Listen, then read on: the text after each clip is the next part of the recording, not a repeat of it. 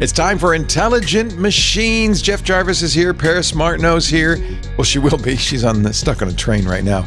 But our guest is here, and I'm very excited. We'll be talking to Nirav Patel. He is the founder and CEO of Framework, the upgradable computers. He says computing as we know it is about to change forever. Intelligent Machines is next. Podcasts you love. From people you trust. This is Twit. This is Intelligent Machines with Paris Martineau and Jeff Jarvis, episode 868, recorded Wednesday, April 29th, 2026. Happy Hamburgers towing Timmy to the sea.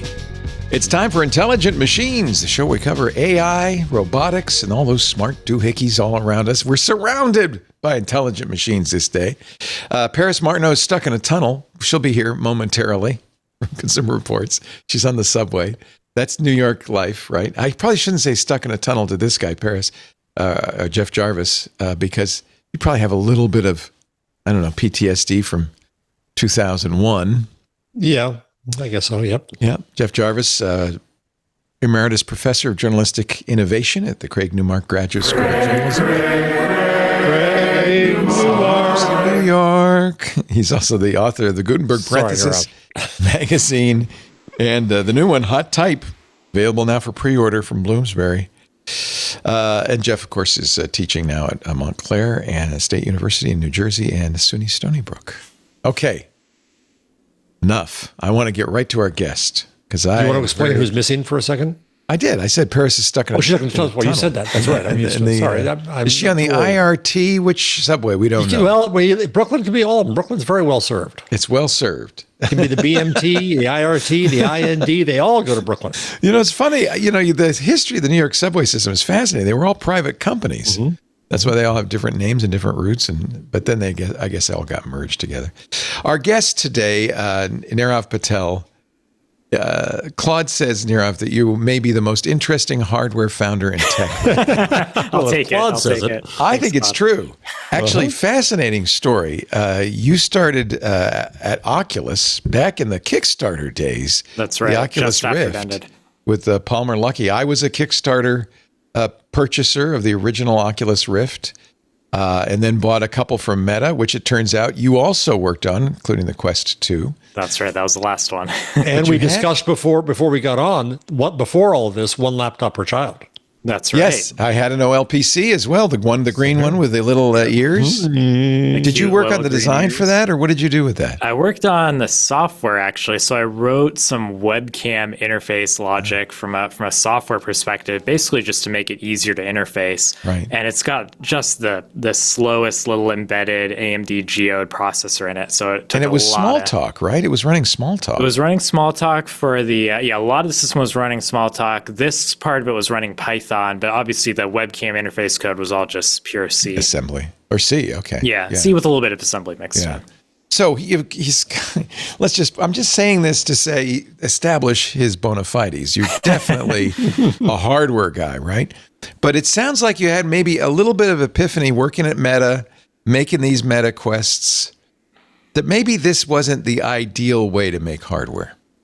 That's right. You could say that. So you could say I've got the engineering background, but I had to put a suit on, a metaphorical suit since I'm wearing a sweatshirt today, and realized that actually the fundamental problem in the computing industry was not really, in my view, a technical problem or an engineering problem. It was actually truly a business problem.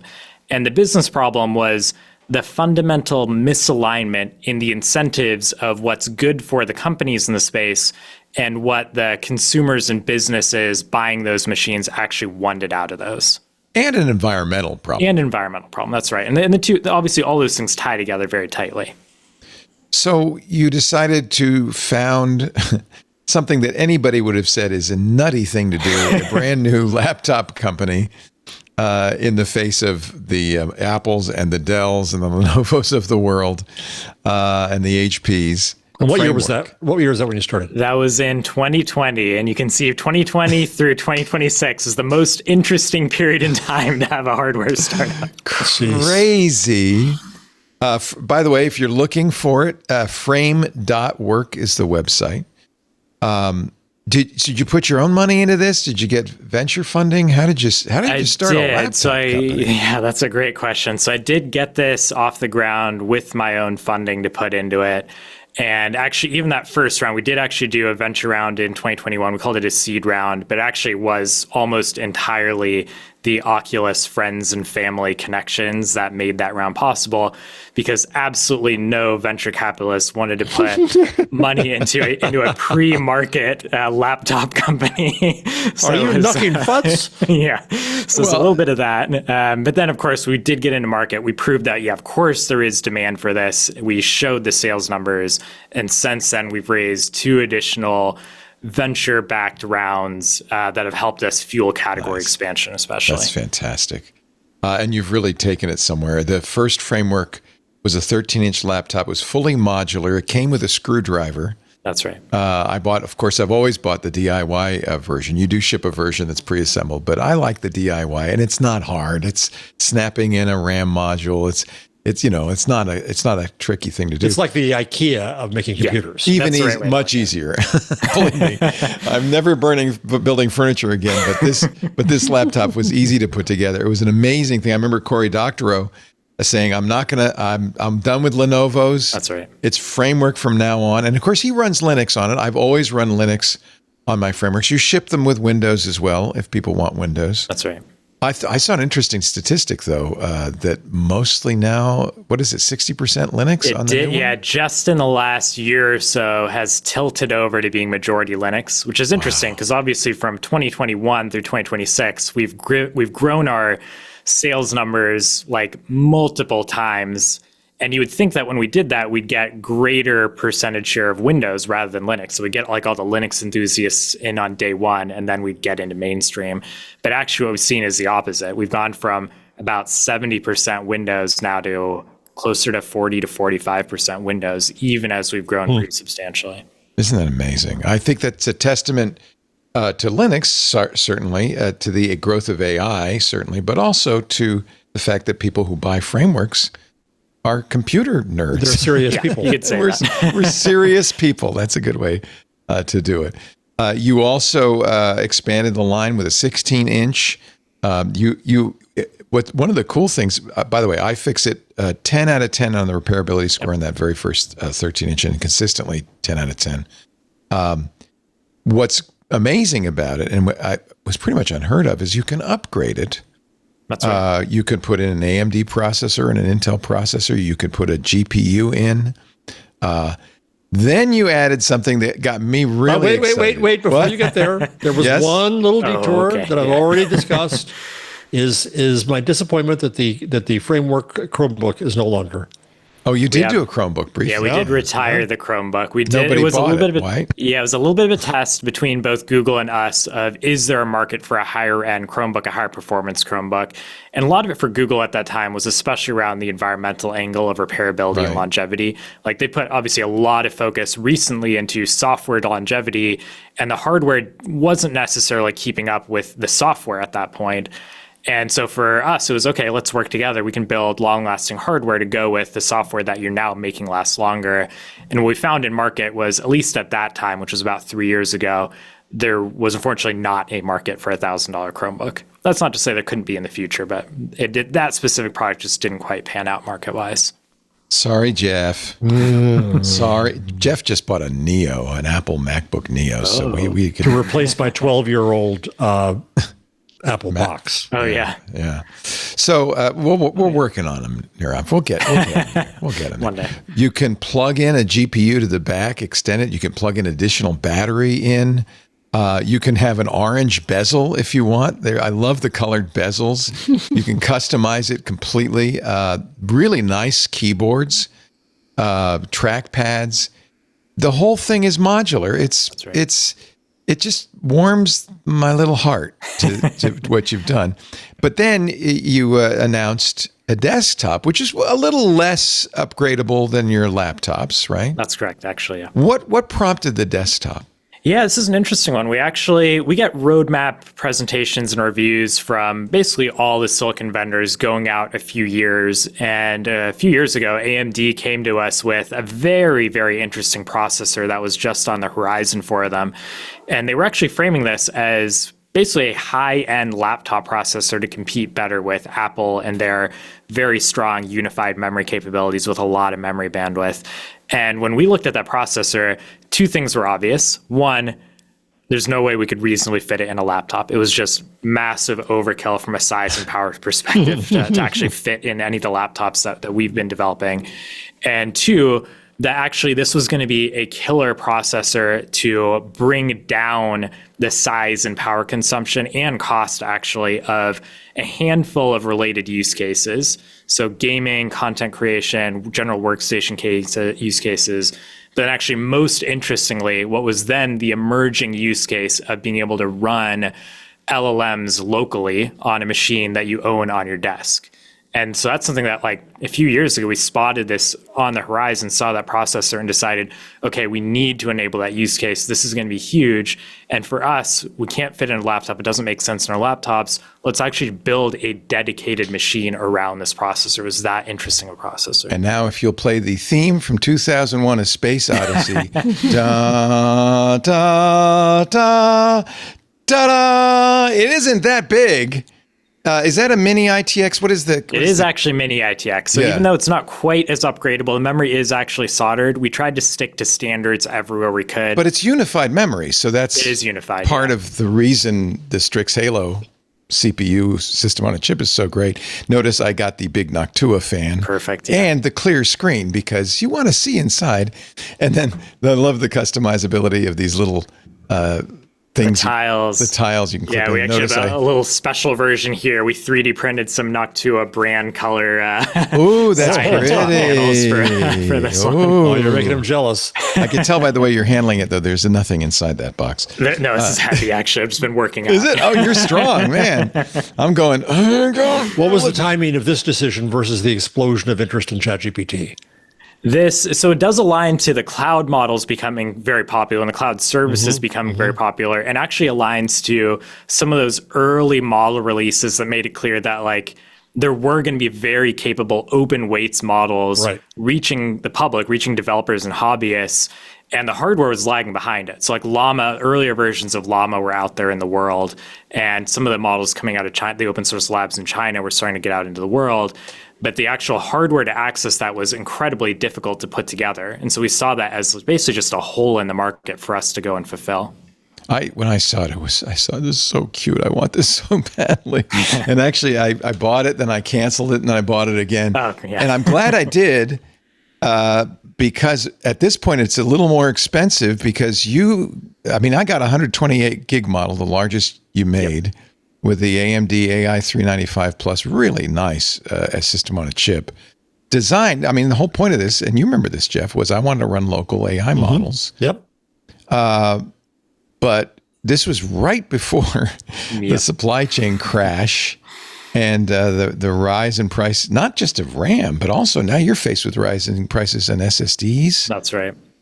And I don't even know if processors. Yeah, processors as well. Wow. So yeah, talk about the vice that you and your competitors are in right now. Before you do that, I just want to show one more thing. All of these have this little modular. You can plug in these little. I loved this idea too. This Framework 13 started with this. So it's really a USB-C port, but you can plug in modular. So I've had Ethernet and another USB-C plugged in on the back, and that all the laptops do that too. So you configure the ports you want. Again, just really nice. Thoughtful features that make people very happy. Okay, I'm sorry. Go ahead. Oh, the lights went out. Oh, we still got power in the building. Don't worry. Okay. What did you ask again? What's the supply chain and all these difficulties doing to you and your competitors? What's it like? Yeah, it is a tricky time. Obviously, there is demand for memory pretty substantially exceeding the supply over a very extended time window as well, unfortunately. And we're kind of in Framework kind of at this interesting scale where we have the necessary relationships with, let's say, the Microns of the world and the various module makers and distributors that we can still get access to memory. Like we do have a direct relationship with Micron. We can still get allocation. Micron stopped selling to consumers. There was such a constraint. They pulled, they closed down the Crucial brand, which obviously I know a lot of consumers are justifiably upset about. It does make sense from their perspective that if they don't have enough memory to go around, their customers who are buying from them, they don't want to be in a position of then competing with their customers with their own in-house brand. It would just be a challenging business move from their perspective to have to do that. So we definitely get it. We understand why they had to make that move, even though we were also sourcing Crucial brand memory from Micron at that time. But we're also, just going back to the scale that we're at, we're also kind of at this interesting scale where we're small enough that we can get creative and be able to grab memory in ways that some of the bigger brands actually can't. So for us, we go and watch the spot market, we go and talk to brokers, and if some broker spots, 5,000 pieces of memory sitting in a warehouse somewhere in the world, for us, we can go and pick that up, and it's meaningful, and it helps us produce more laptops or desktops. For, let's say, an Apple, 5,000 pieces it's a rounding error. They wouldn't even bother to talk to that broker. So we're kind of able to navigate in an interesting way because I like that you're a chip dumpster diver. That's right. Yeah, we do what we can. We're talking to Nirav Patel, founder and CEO of an amazing company that I'm a happy customer of, Framework at frame.work. Paris Martineau is off the train. Out of the tunnel. Hello. They tried to stop me. They tried to trap me underground. You didn't walk down the track, did you? I hope not. I thought about just running through the rat-filled tunnels of New York City, but I figured that you guys could wait a little bit. Yeah, we're fine. I would have done that had there not been cell service in the L tunnel for me to tell you that I'm late. Thank you. It was notoriously bad L. She was. Actually, Nirav just wrote a really important blog piece that has a lot to do with AI. But before I do that, you had another big announcement last week. That's right. I'm going to be a little frank. The Framework 13 and 16 were, a little, in order to be modular, they have to be a little, kind of clunky, a little bit. I've been very happy with my 13, but people complained, and their battery life wasn't great. And I think you saw an opportunity. You announced basically a MacBook killer last week. Is it as modular? Is it as upgradable? It is every bit as modular, and we actually still ship a screwdriver in the box. Nice. That's right. Yeah, we're not giving up on that part of the philosophy. But the whole idea here is to some extent, you could look at the original 13 and the 16 and call that maybe like enthusiast grade product. And that's very, very heavily targeted towards the power user, the DIYer, the tinkerer, the enthusiast, the computer builder. And we did that knowing that we had to do that because we could serve those audiences really well. Like we could build a very, very modular machine with the parts and access that we had into the supply base, with the scale of R&D capabilities, with the funding that we had available to us as a very, very early stage startup. We could build the ideal enthusiast laptop, and we believe we did succeed at doing that. And now, 6 years into that, 5 years into shipping these products, we're operating at a scale, we have the funding, we have the R&D capability, we have the supplier relationships that we can build not just the ideal enthusiast laptop, but the ideal power user and developer laptops. And that means very much competing head-to-head with Apple against the MacBook Pro. Unibody aluminum. That's right. Full CNC aluminum. Yep. Yeah, a haptic touchpad, full custom display, using Intel's new processor, so very power efficient, new custom battery. These Panther Lakes, you're getting, people are going crazy over the battery life. Yeah, the battery life is incredible. Intel did a great job this generation on efficiency. Yeah. One of the things we've always talked about with Intel and the Panther Lake, and it was true with the Lunar Lake before it, was that the OEMs are doing a lot of special coding to make these processors work properly. Things like the lid closing and the thing turns off and then turns on when the lid opens.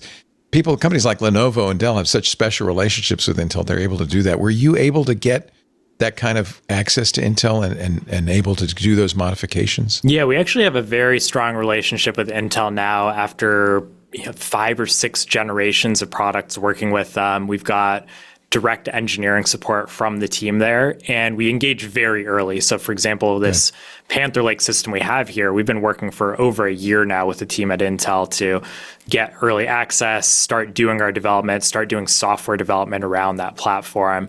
And that means that after that full year of development, we get to ship a very polished system, not just on the Windows side, but also on the Linux side as well. Unfortunately, you've done such a good job with the original 13, and I've kept it up to date. It's really, I want this bad. I want this so badly, but I can't really justify it because I've been able to take the original and upgrade it beautifully. You kind of done too good a job, And it is cross-compatible. So even back to the original 13, you can upgrade piece by piece to get the new features and functionality. Okay, except for the CNC unibody, unfortunately. It's a real compliment that Leo would feel uncompelled to upgrade. Leo owns more computers than any person I know. Yeah. I've been hovering my finger over the button. Actually, what is the delay now? You've had such demand on this. We did. Yeah, we actually went way above forecasts on the sales so far. So we're sold into August right now for our pre-order batches. So yeah, we should Leo, you better get in there. You better get in line. I'm going to end up doing it. The way Framework works is they do batches, and when you order it, you'll be entered into a batch. Then you'll get an email when that batch starts to enter production. And so you kind of know when you're going to get it. They give you a prediction. So if I ordered it now, I'd be getting it in August or September. That's right. Yeah, if you order it soon, you'll get into the August batch. The nice thing is you can put a deposit down, and they don't charge you till they're ready to ship it. So, and the deposit's is it still $100? Yeah, it's still $100. Yeah, I mean, you guys, you just really thank you. Really, I've got a quick weird question. Dell was never Framework. However, I'm old enough to remember when you could configure your machine going off the assembly line, and you had a sense of personal, of it serving your personal needs and desires.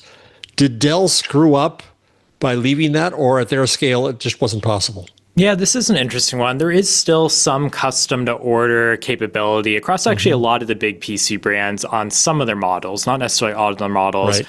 I think also they've kind of come to terms with the supply chain and go-to-market reality that if you pre-bake a config and then push it out into the channel, into retail especially, that you can scale up your volumes. And of course, that comes at that sacrifice of the personal touch of really making it yours. So the real reason you're on, despite the fact that it really was just because I wanted to talk to you, and I'm thrilled. He is, in fact, a fanboy. I'm a big fanboy. You announced at the same time as you announced the new Frameworks 13 Pro, you said something that was very provocative. You said personal computing is dead. Tell us about it. What?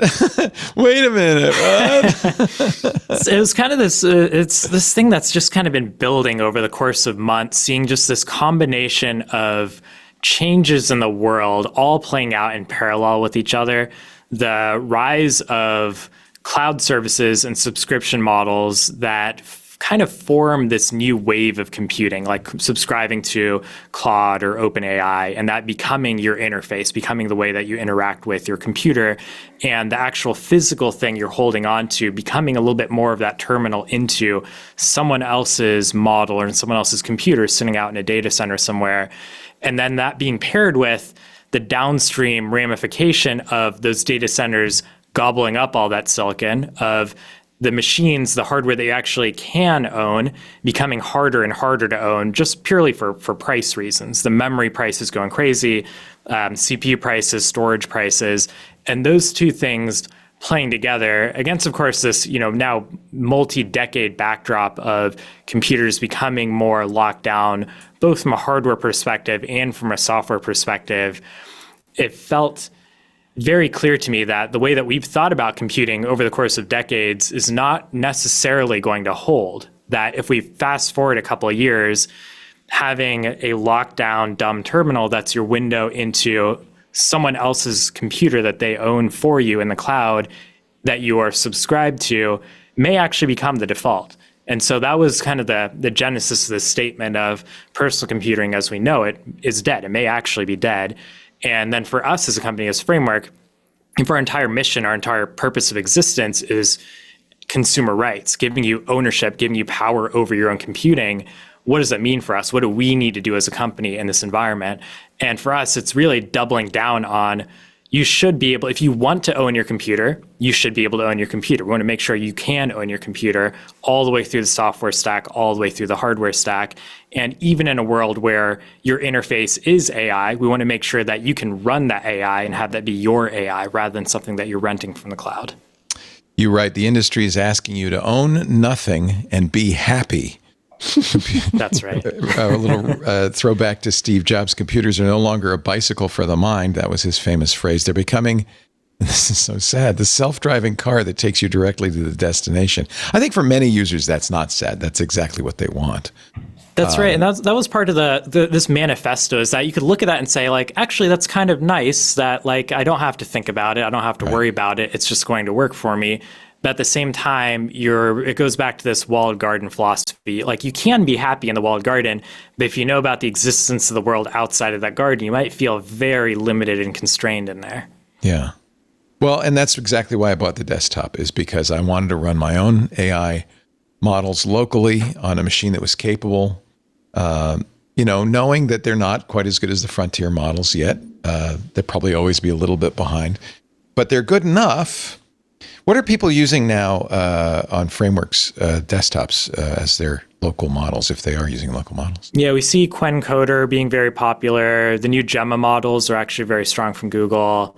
We'll see what Meta comes up with. I think they're not going to give up on trying to be competitive in that space. Llama's fallen a bit behind, but I think Meta's going to have something big there coming. But a lot of the interesting models are actually coming from the big labs in China, which has been a very interesting dynamic to see. Yeah, I have a GLM subscription from Z.AI, and it's actually pretty surprisingly good. I feel like maybe because they distilled Opus just a little bit, but nevertheless, they're pretty good. What do you use personally? Do you have a local AI running? Yeah, I have two boxes I keep in my desk. One running Windows, one running currently Fedora, although I switch between different distros. And they run different, like I have OpenClaw on one, I think I have Hermes running on the other.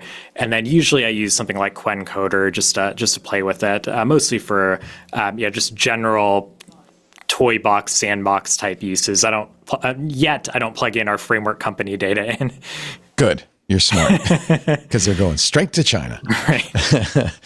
Actually, not if you're running it locally. That's the whole point. That's true. That's the point. One piece of news that came out last week or the week before is that third parties are also there's a third-party motherboard for the framework. We've got a couple now. We've got, actually, they're kind of related companies. A company called Deep Computing that's making RISC-V mainboards. And that's cool. Yeah, very cool to see. Now 2 generations of RISC-V. And also a company called MediaTek that's done an ARM-based mainboard, which is also great to see. Yeah, very exciting. Paris, I know you had to come in late. Is there anything you wanted to ask about, or is this? I've kind of monopolized this. I was just saying, I feel like you guys really. I can't compete with the expert in this, like Leo, given his extensive use. I'm going to buy it. I just can't do it. I want to get in by August. I'm sorry. Just keep talking to him while I do. That's great. Live order. Go out beyond that. Where do you see computing going now that you've declared PCs dead? Sure. Just speculate a little bit. Yeah, something that I've been thinking a lot about actually is just this idea of being a modern participant in society, in let's say an advanced society. How much compute, how much memory, how much storage do you need to be allocated to you as an individual to be able to operate in civilization? And you could look at it right now and say, like, we're here, the four of us are all here in America. We're, operating professional jobs here. And maybe we can survive. A year ago or a few years ago, we could have survived with, let's say, like a few tens of gigabytes of memory, maybe a few terabytes of storage allocated to us, even for including what's amortized in the cloud for the cloud services that we run, and some amount of compute. And year over year over year, that number is going to grow very, very quickly. The amount of just pure silicon that needs to be activated against each of us as individuals for us to be participants in society is just going through the roof. And so for us, as we think about what does that mean if we're going to give you the power to own your data, own your compute, own your AI personally, what do we need to be able to build for you in a world where to be a modern participant in society, you need terabyte of memory and multiple terabytes of storage and a very large amount of compute, is it even plausible for us to build that box that you could sit on your desk that serves that level of compute to you? Nice. Where does it end? Where does it end? And maybe we all just get uploaded. I was just to say, when do we? I'm volunteering How now. does it not scale infinitely? That's right. Yeah, I think maybe that's the end point. Yeah, we all get uploaded, and we'll somehow in Framework we'll upload with you. If you look at these laptop pros, you've done some really, as always, aesthetic things. The keyboards, people are loving the multicolored keyboards. The bezel. You really, it's more than a geek laptop. It's a real statement. It's really quite beautiful. It is. Now, I wanted to order the Ultra X9. Oh, It yes. seems like you sold those out right away. Huh? That sold out in like an hour on the day of announcement. Isn't that telling that the most expensive SKU was the one that went away right away? Yeah.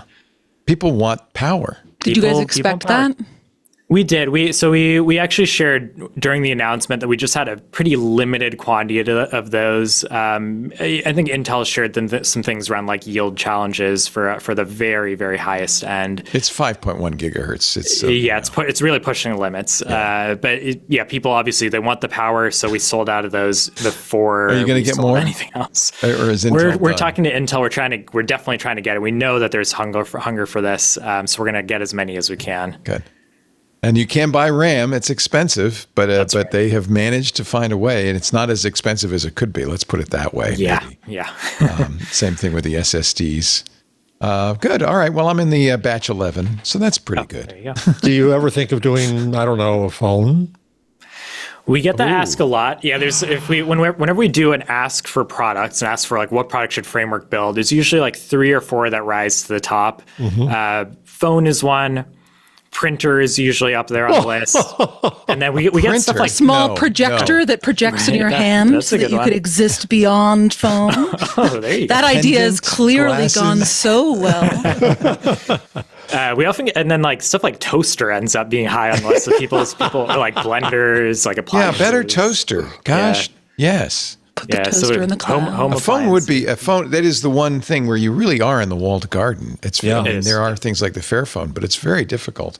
Yeah, Fairphone's done excellent work competing against the giants in the space. For us, actually, we look at that phone and see that again, it's a hard product to build. It's a hard product to get right, and it's again not as much a hardware challenge, a technical hardware challenge. There's a big software challenge there, and then there's a very big go-to-market challenge to compete in the smartphone space. Yeah. All right, I think I'm going to get 4 USB-C ports. No more of these USB-A ports. I don't need HDMI. Wow, all in. I'm going all in, man. What's the plan for Framework? Are you guys eventually looking, I know you're venture backed, are you eventually looking for an exit, or do you want to stick it solo for the time being? The key for us, for me personally, is that I don't look at this as a financial outcome that we're chasing. It's really the mission outcome of going category by category and fixing as many categories as we can, as quickly as we can, and building install base and building market share and building ecosystems in each of these categories. And then the financial outcome is whatever it is. And if we're succeeding at this, we're building a self-sustaining company. We can fund our own scaling into these categories. We can basically dictate the financial outcome that we want. I've been through an acquisition. I will say, it's not. you have to let go. Going through an acquisition gives you illustrative knowledge about all that it entails. Yes, I'm benefits and negative. Yeah, and I've not been shaping Framework to be an acquisition target. Framework is a very spiky target. Not deliberately, but it is a spiky target. But yeah, very much, we're not looking for an acquisition. Well, bless you, Nirav. You've done an amazing job, an amazing product. And you're fighting the good fight, and kind of uphill, frankly, against a lot of industry trends that are not as good for consumers. So we are very grateful. And I know Cory Doctorow would say the same thing. Well done. Bravo. Thank you. Nirav Patel, founder, CEO of Framework at frame.work. Don't go order the Pro yet because I haven't pressed the button. So hold on till I get mine, and then you can go order yours because I think you're going to want one. Nirav, thank you so much for your time. We appreciate Thanks. it. Great to meet you. Oh, that was a thrill and a half. Next week I'll be in Hawaii, and I don't know. I think we're going to put the Chris Stokel-Walker interview in there, and I'm sorry you guys missed that because Chris was great. I'm sorry I missed that too. Yeah, he was really fun. It ended up being wise that I called it because I was planning on taking that interview while on the Metro North back from Connecticut, and the train was packed. Oh, good. So it would have been an awkward record for all of us. Yeah. Can't you all be quiet? I'm on a podcast. As long as you're not in the quiet car. They don't on the Metro North. There are no quiet cars. Man, there's only chaos. In the Japanese bullet train, there is a quiet car, and you damn well better be quiet. I'd like to see that. She's trying to do the podcast on the quiet car, getting shushed by everybody. That'd be fun to watch. I keep going to different quiet cars. And then we also have Troy Hunt, which is very exciting. Of Have I Been Pwned coming up. The best looking Australian guy since Darren Oakey. And then we got some good people on the slated in the future. So some really good guests coming up on Intelligent Machines. Let me do the commercial, and we will get to the AI news in just a bit. Our show today brought to you by Scribe. You know, every time we onboard somebody new, we would re-explain the same tools from scratch because there was no documentation, right? Most teams struggle to scale because the actual workflows aren't captured anywhere. And manual documentation is too inefficient to keep up. The result is fragmented processes, inconsistent execution, and no reliable way to improve how work gets done over time. And that's what today's sponsor, Scribe, does best. Scribe is a workflow AI platform that captures any workflow in real time and turns it into documentation automatically. No manual writing, no manual screenshots, no starting from scratch every time somebody new joins the team. It's trusted by 80,000 plus enterprises, including nearly half of the Fortune 500. You just turn on the extension and do the process as you normally would. Scribe builds the guide as you go, capturing every click, every step, every screenshot automatically. Scribe automatically redacts sensitive information, names, account numbers, emails, from every screenshot. And as an admin, you can enforce this across your entire team and feel confident that nothing slips through the cracks. Anyone following this process can launch real-time on-screen guidance that walks them exactly where to click step by step inside the actual tool. It's there the moment the Scribe is created and ensures everyone does critical processes correctly. Scribe will suggest improvements to the underlying workflow too, not just document it. Once you can see how a process is actually being done, you can identify where steps are redundant, where people are getting stuck, and where things could be automated or simplified. It's not just capturing how work gets done, it's helping you do it better. To book a personalized enterprise demo, visit scribe.how/machines. That's SCRIBE.HOW/machines. We thank Scribe so much for supporting Intelligent Machines. This isn't your order, but we got all the earnings palooza. Yes, and I didn't have those before we. Google, Meta, and Microsoft all announced their earnings tomorrow. It's Apple. It's kind of crazy. So I put them in the rundown under my. Well, give us a summary. Did you feed it to? No, I didn't. Claude or anything? I should have. So Jeff is our Claude today. Jeff is today playing the role of Claude. Alphabet tops Q1 estimates. Generally a lot up, of by the way, worry. Well, Google went down and then up, Amazon went down and then up, or Google Microsoft went down and down. And Meta went down and down. Yeah. Nervousness about AI spending, about cap everywhere, but the results are amazing. Yeah, for both for Google and Amazon. Yeah, they're doing very well. But as you know, Amazon's committed capital expenditures of about $180 billion next year, which is one reason the stock market's going, what? I didn't see this in your... Amazon's also doing that. Alphabet's also committing $180 billion. Wow. And that's probably all data centers, right? I mean, I didn't see this in your order, Leo, but I saw it in Jeff's, which, like, it's a big week, I feel like, for financial news about these companies, especially given the Wall Street Journal report that my former colleague Berber Chin broke. And we're trying to get Berber on to talk about that, yeah. OpenAI's pressure that it's facing in the lead up to the IPO. And why did they, since they're a private company, they didn't need to let that be out? They didn't let that out. It was leaked. It really wasn't leaked. Okay. So the do we want Times to talk also about what has the a story story. says? Andrew Sorkin and company also has the story. So OpenAI has missed its internal targets. It wanted to hit 1 billion active users by the end of 2025. And they, as far as we know, still haven't done it. But remember, the last time they announced it was 800 million. So they're close. But they've also, I mean, the highlights are that they missed monthly revenue targets earlier this year repeatedly. The Wall Street Journal doesn't put a number on the size of the miss publicly, but the framing is basically that growth is decelerating. It's not just falling short of stretch goals.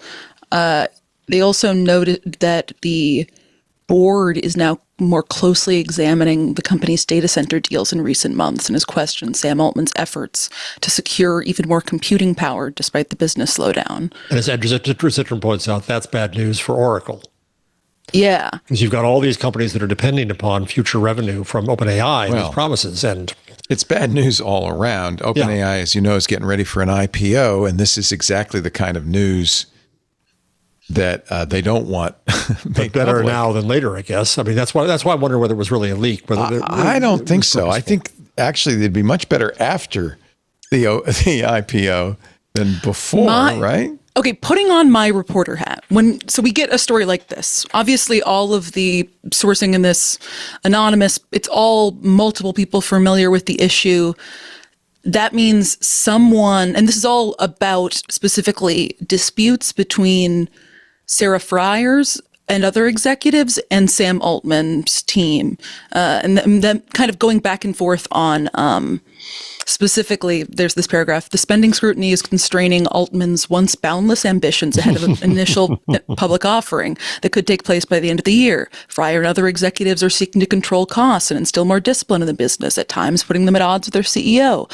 Putting my reporter hat on, you have to think, how did this story get here? Obviously, Berber is a phenomenal reporter. He's got great sourcing in these companies, but the only sort of people who know all of this information are going to be high-level executives that are in some way intimately involved with this or briefed on it to be able to have multiple people familiar. It's probably one of the two camps leaking it again. You have to think, why would somebody give this to the Wall Street, or leak this information to the Wall Street Journal? What would be the purpose for them? My guess is that it's people in Fryer's camp who are trying to actually get these constraints to go through or feeling opposition and want the backing of pressure. Or maybe it's people in the Altman camp who want to force Fryer's camp and Fryer to have to make a joint statement saying, oh, no, we're not doing that at all, which is, of course, what they said in this piece to kind of dispel these rumors that they put out a joint statement on Monday. We are totally aligned on buying as much compute as we can and working hard on it together every day. Any suggestion we're divided is, quote, ridiculous. And it's like, well, clearly there's some division because one of your two sides is leaking stuff to the Journal to try and turn the heat up on the other side. And so I think this just speaks to a broader disagreement happening between these two camps and the intense pressures of trying to launch an IPO for a company with costs this astronomically high. But is there also, I'm trying to see whether there's kind of a sandbagging strategy too, that months before your IPO, you want to reduce the expectations so that by the time the IPO comes around, you raise them again. Yeah. I think we should also point out there is a target on OpenAI's back from a lot of people, including Elon Musk, who is right now on the stand court, testifying in his lawsuit there and in Twitter. Yeah. The judge said, would you knock it off on the social postings, both of yous? But he didn't say it quite like that, but he basically said that. Anthropic is also going to do an IPO, and Anthropic and OpenAI are in the bitterest competition since Coke versus Pepsi. I mean, these guys are really at each other's throats. And I think that both Sam Altman and Dario Amodei of Anthropic think it's a zero-sum game, one winner and one loser. But a lot of people would suffer consequences of an OpenAI collapse. That would be the trigger that would, pop the bubble. If there is an AI bubble, that would be the trigger that would pop the bubble. Uh-oh, here she comes. The bubble. It's gonna pop. Watch out. Oh, God. I forgot about that. This is the clip that accidentally showed up for a brief second on last week's episode. Everybody was wondering, people. what's going on? And it was just a second. So Just we a second were teasing of it. a little bubble. We love I'm happy that I finally get one. It's so great, Anthony. But I think, to your point, Leo, I think that there are reasons why people on both sides of this debate, even within OpenAI, would feel motivated to try and leak this for those exact reasons. Like, if you're on the Altman camp, you're like, well, we have to get as much compute as possible. We have to build and scale as quickly as possible, or else the bubble might pop and this might all be for naught. And you could see from the Fryer camp that they'd be like, well, we actually have to rein in our spending and make sure that we are able to meet some reasonable expectations before we hit the IPO, or else the bubble could pop. And meanwhile, Anthropic is looking at a higher private market valuation right now than OpenAI. Yeah, Anthropic is very popular right now. Yeah. But I should point out, much like Coke and Pepsi, there isn't all that much to distinguish the two models, and it could swing in either direction. Your partner is going to be upset with you tonight if you're saying that. Shh! I didn't say anything, Claude. I'm not talking to you. In fact, this week, OpenAI released Spud, their 5.5 ChatGPT model. They also released new image models. People have been very impressed with. But they do this in response, to 4.7, which came out the week before. Let's not forget the Chinese companies like DeepSeek just released version 4. We'll talk about that a little later.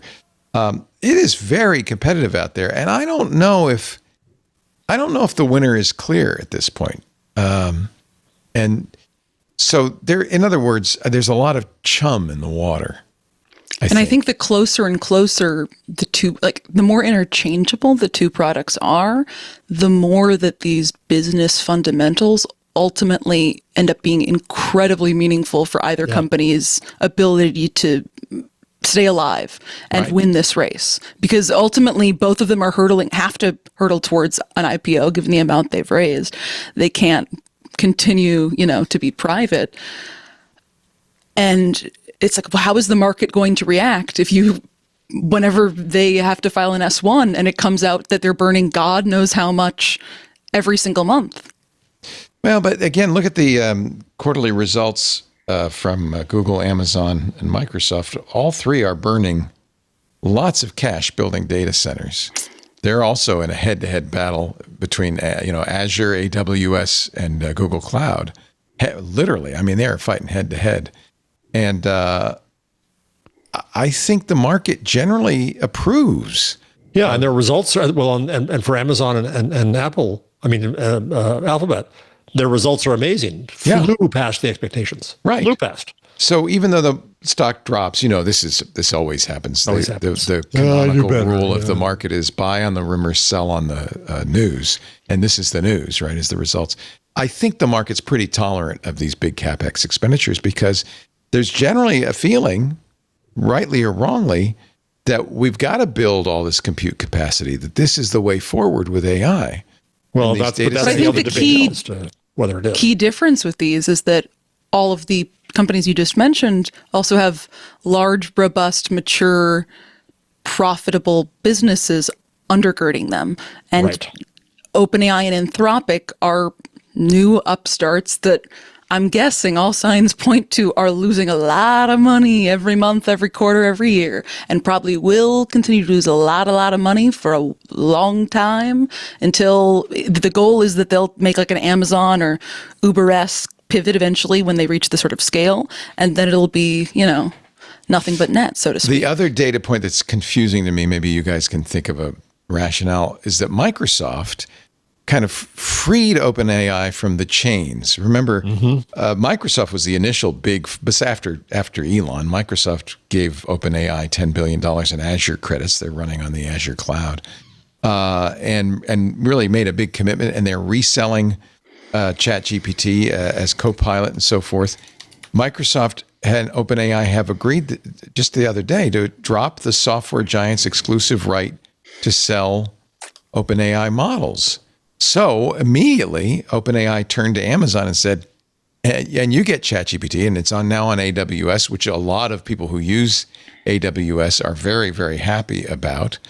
Microsoft no longer has to pay a rev share on OpenAI products it resells on its cloud.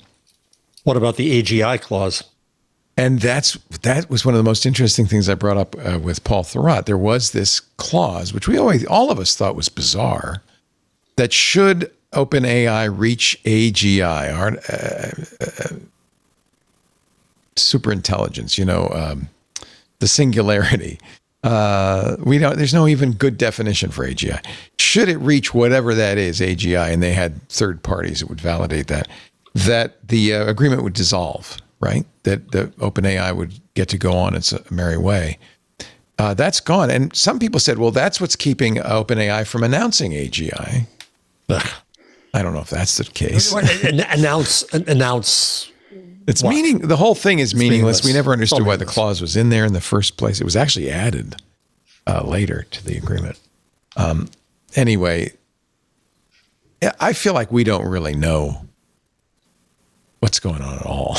Amazon got freed from some. Amazon. I think Microsoft, in my view, Microsoft got the better end of that deal. They were desperate at the beginning to have some AI. They went to OpenAI. It seemed clever at the time. They got kind of shackled with it, and now they're free to do what they want to do, and OpenAI is free to do what it wants to do, and it makes more sense. Yeah, it's yeah. Okay. I mean, I don't understand any of it, to be honest with you.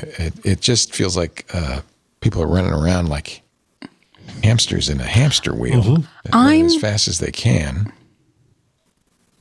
Paris? I'm curious as to your guys' thoughts, not to derail slightly, but I'm curious as to your guys' thoughts on this thing that I've seen running around the forums lately, which is, I'll post the link in the Discord right now. My GitHub Copilot this week announced a increase in the model multipliers for its annual kind of Copilot Pro and Copilot Pro Plus subscribers. And a lot of average users seem to be pointing to this as a possible like smoking gun about how much actually these models and the tokens are costing companies. Like, for instance, they changed the multiplier for usage for Claude Opus 4.7 from a modifier of 7.5 to 27, which is completely out of whack with every other model. Basically, the Claude credits or the multipliers have increased like exponentially, and all the other ones have, like, I mean, they've increased like 6 times or something like that, but nothing as much as a jump from like 7 to 27. Does this make sense to you in some way? It doesn't to me. Or is this, as the commenters seem to be crying, a sign that all this AI is way more expensive than we actually think it is? Yeah, it might be making the pricing more accurate. I think it's also the case these companies need money badly. I think the biggest constraint right now is just pure compute constraint. Those data centers aren't getting built as fast. They keep announcing new deals, but they're not getting built that fast. We're running out of hardware, chips.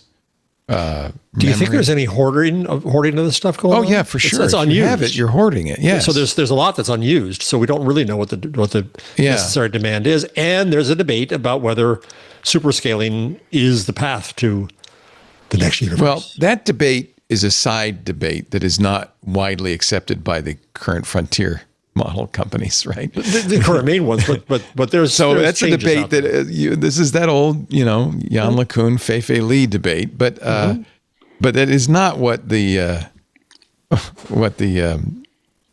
leading edge companies are debating. Well, even Demis is changing his tune. Demis says it too, of DeepMind, but I think generally, the big players in Generally, this are you're all absolutely saying right now. more compute. The bitter lesson is learned. The LLMs are doing the job, and we just need to throw more power at them. More power. Whether they're right or wrong, we won't know. We can't know.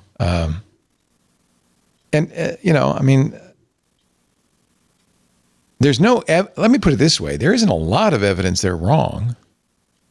There's Go back, speculation. Leo, Uncle Leo, since you were old enough to remember this, the overbuild of fiber in the country. What was that sequence like where there was euphoria about building, there was a huge need to invest in it, then there was a crash, but then we ended up using it. Is there a similar path that could be here? Well, I'm assuming we're overbuilding now. That's what Jeff Bezos was saying, is that you can't compare an infrastructure bubble to a financial bubble. And that this, like the fiber overbuild or the railroad overbuild, is a infrastructure bubble. Investment, right. And so you get, at the end of the day, when the bubble bursts, you get the infrastructure no matter what. And that's what happened with fiber. That's what happened with railroads. And it presumably is what's going to happen with data centers. Maybe. I think that there isn't a lot of historical precedent for what AI is going to do to the economy. I think part of this is really, a lot of this scrambling is that no one knows what the impact of AI is going to be on the economy and on jobs and business and software. And you see all these theories. It's going to kill open source. It's going to be the best thing that ever happened to open source. It's going to be a security nightmare. It's going to solve all security problems. No one knows. And there's just this great uncertainty. And it's being used as an excuse to do layoffs that probably aren't related to AI. There's AI washing going on. Right. Although I think you probably can safely say when companies like Meta and Snap lay off thousands of employees, their plan is to make up for some of that with AI. And I think that's for sure true. Or they're abandoning things that they don't think are as potentially profitable, and they want to put whatever resources they have into AI. It's both. Yes, I was about to say, I mean, the big tech companies, especially since the pandemic, but increasingly, I feel like over the last 8 years, have made it a kind of a regular practice to have annual layoffs of some sort. It's it's part of their business plan. And they're still up from where they were. I mean, right. We overhired, and now they're right sizing, if you don't mind me. So the point is, we don't have data yet. To your point about, we don't have data yet of anything. We don't know what's going to work. We don't know what's going to happen. There's a lot of uncertainty. We don't know if we're going to get oil from the Strait of Hormuz. There's a lot of uncertainty in the world right now. And I think that a lot of this is just thrashing as companies and investors and venture capitalists and stock market investors are trying to figure out what's going to happen. I don't think anybody knows. It's just, I think, to a point that you often make on the show, Leo, which is kind of comparing it to the internet. I think that some part of people's, what you might describe as an overreaction to AI, an obsession with kind of pontificating about the potential impacts, is that a lot of people, if you're thinking about it, a lot of industries didn't accurately predict or prepare for what the advent of the internet would do to their businesses. For instance, frankly, media companies should have been thinking about this and how they didn't want to. Craigslist. They may have. I don't know. You were in the front lines, Jeff. They may have known. They just didn't want to. It was a mix. I think some knew, some didn't know, but they didn't know what to do. They didn't know what to do, and they didn't spend nearly enough time thinking about what they should do and thinking of ways to prepare for it. And so I think what we're seeing now is an overcorrection to that. Right. This is one of many. People were thinking it would be like crypto or NFTs or something like that before, but that was obviously smaller. This is such a potentially transformative technology that everyone is freaking out and devoting so much energy to trying to suss out the precise impact this is going to have on the world and the ramifications of that, because they're afraid if it ends up like the internet, it's going to be a disaster for them. Well, and in a non-financial vein of the same kind, people like us, we thought the internet was going to be great. We didn't see all the harms and the hazards that the internet was going to present. So everybody's thinking, geez, we missed the boat on that. Financially and societally, maybe we should plan. But the big difference here is this is happening at least 10 times faster than the internet happened. The internet didn't, when was the AOL summer, Jeff? 95, 96? that was one big transition where a lot of non-techie people suddenly got on the internet. It still took another 10 years before the web really kind of took off. Blogging didn't take off till the early 21st century. I mean, I would say it was at least a decade of development before the internet got to where we are today, maybe 20 years. That's going to be compressed to a year or two in AI. I mean, this is happening really fast. So if you weren't prepared for the internet, you are not going to be prepared for AI. I agree with you, your premise exactly, that people are saying, well, we got to prepare. But it's moving so fast, you're going like, what do I do? What do I do? Well, here's the other piece of it too. So Sam Altman put out his Principles, another one of his essays. Yeah, another one. Man, that guy's prolific. And I wrote a brief piece just trying to remind that in the end, the technologists don't have the technology. And he thinks he can control everything, including government policy about this. Yeah. And he can't. And it's going to be out of his hands. Right. And government's always behind.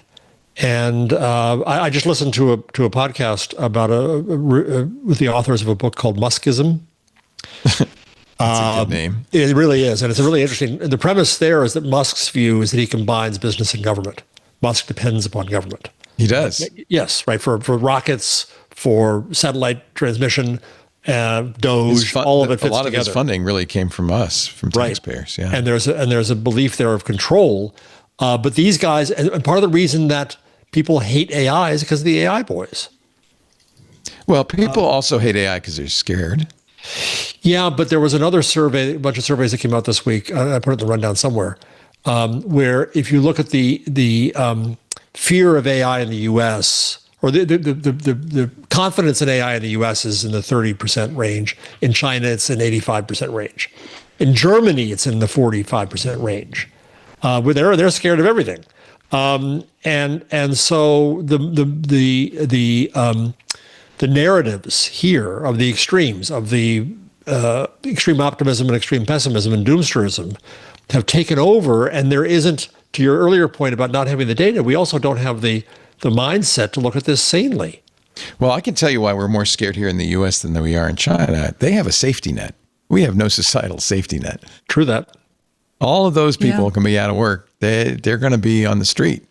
And one could argue this is a time for a controlled, I'm not suggesting this here, but if a controlled economy, AI will grow there faster than here. It'll get all the, as Jensen Huang said, they'll get all the power they want. They'll get all the resources they want. And I guess my point is we don't know what's going to happen. And any prediction or attempt to prepare for it, I don't know, I should get Amy Webb on because that's her job, is preparing companies and governments for the future. I think any attempt to prepare for it is futile because this is chaos. But aren't you singing a slightly new tune, Leo, in the sense that you've scolded both of us saying, this thing is the arrival, it's everything. And it is. And unless you, right? So, I didn't say it's going to be a wonderful world as a result. I don't know. I think part of what Jeff is getting at is there have been discussions previously where you've kind of poo-pooed the idea of wringing your hands over what the impact of AI is going to be, that it's already here and you don't need to be posturing about it. But I do think we all are kind of in agreement that people are worried because it is here and happening, and they're trying to do it better. That's not inconsistent with what I've just said. Yeah, because it's just a different. The reason I say there's no point in hand wringing is we don't know what's going to happen. Yeah. So it's a philosophical exercise to kind of plan for the future. But good luck. All we know is that the future is going to happen, and it's going to be, I think, extremely disruptive, chaotic. It might be good. It might not be. I think it's very, so some of what it drives my point of view is I'm just very interested in it. Yeah. And so I'm not trying to come up with a consequence of what happens, because I don't know. It's going to be crazy, man. So line 144 is the polls. Well, no, we got to take a break. Hold on. Oh, okay. We will have more in just a bit. Less philosophic, more news coming up on Intelligent Machines, brought to you today by Outsystems, the #1 AI development platform. So you want to incorporate AI. You want to bridge that enterprise gap to your agentic future. But where do you begin? How do you do it? And how do you do it safely, reliably, consistently? Outsystems helps businesses bridge that gap to their future where the constraints of the past give way to unlimited capacity and scale. Outsystems enables businesses to build AI agents that can actually do work. It's possible. Things like take actions, make decisions, and integrate with data rather than just, answer questions. We're not talking chatbots here, folks. Outsystems provides the only AI development platform that is unified, agile, and enterprise proven. It's unified because you build, run, and govern apps and agents on that single Outsystems platform, right? It's agile because, with the power of AI, you can innovate without compromising, thanks to Outsystems, quality or control. And it is enterprise proven. Outsystems is trusted by enterprises for mission critical AI applications and durable innovation. Just look at the website. They have hundreds of case studies showing how well it works. Outsystems is the secret weapon behind the world's most successful companies. And not just for small apps. These are also for those massive, complex systems that run banks, insurance companies, and government services. Outsystems even helps companies with aging IT environments bridge the gap to the AI future without a rip and replace nightmare.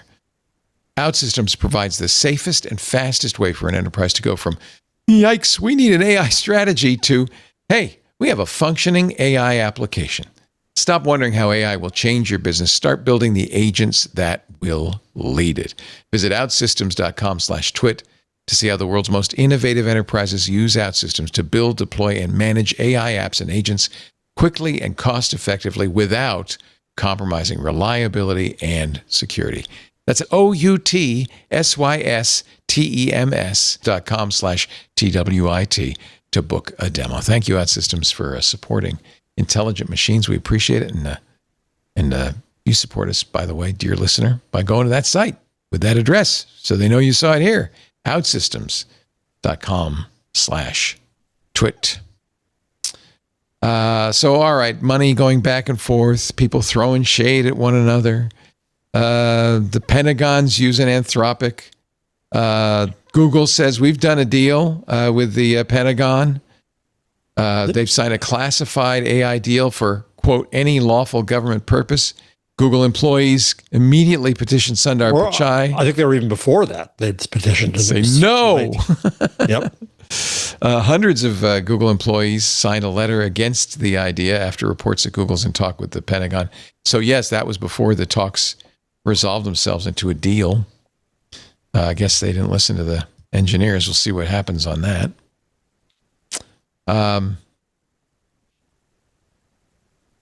There's a lot of back and forth. I swear to God, I haven't heard the testimony from today, but Elon Musk is on the stand. The Verge said he appeared yesterday more petty than prepared. He was unfocused and uncharming. Elon? Well, No. Elizabeth Lopato wrote this story. Said, in the liability case, during his defamation suit, he turned on the charm. She said, "This is not the first time I've seen Musk in court," and the jury responded by finding him not guilty. Today, Lopato writes, he looked adrift and unprepared.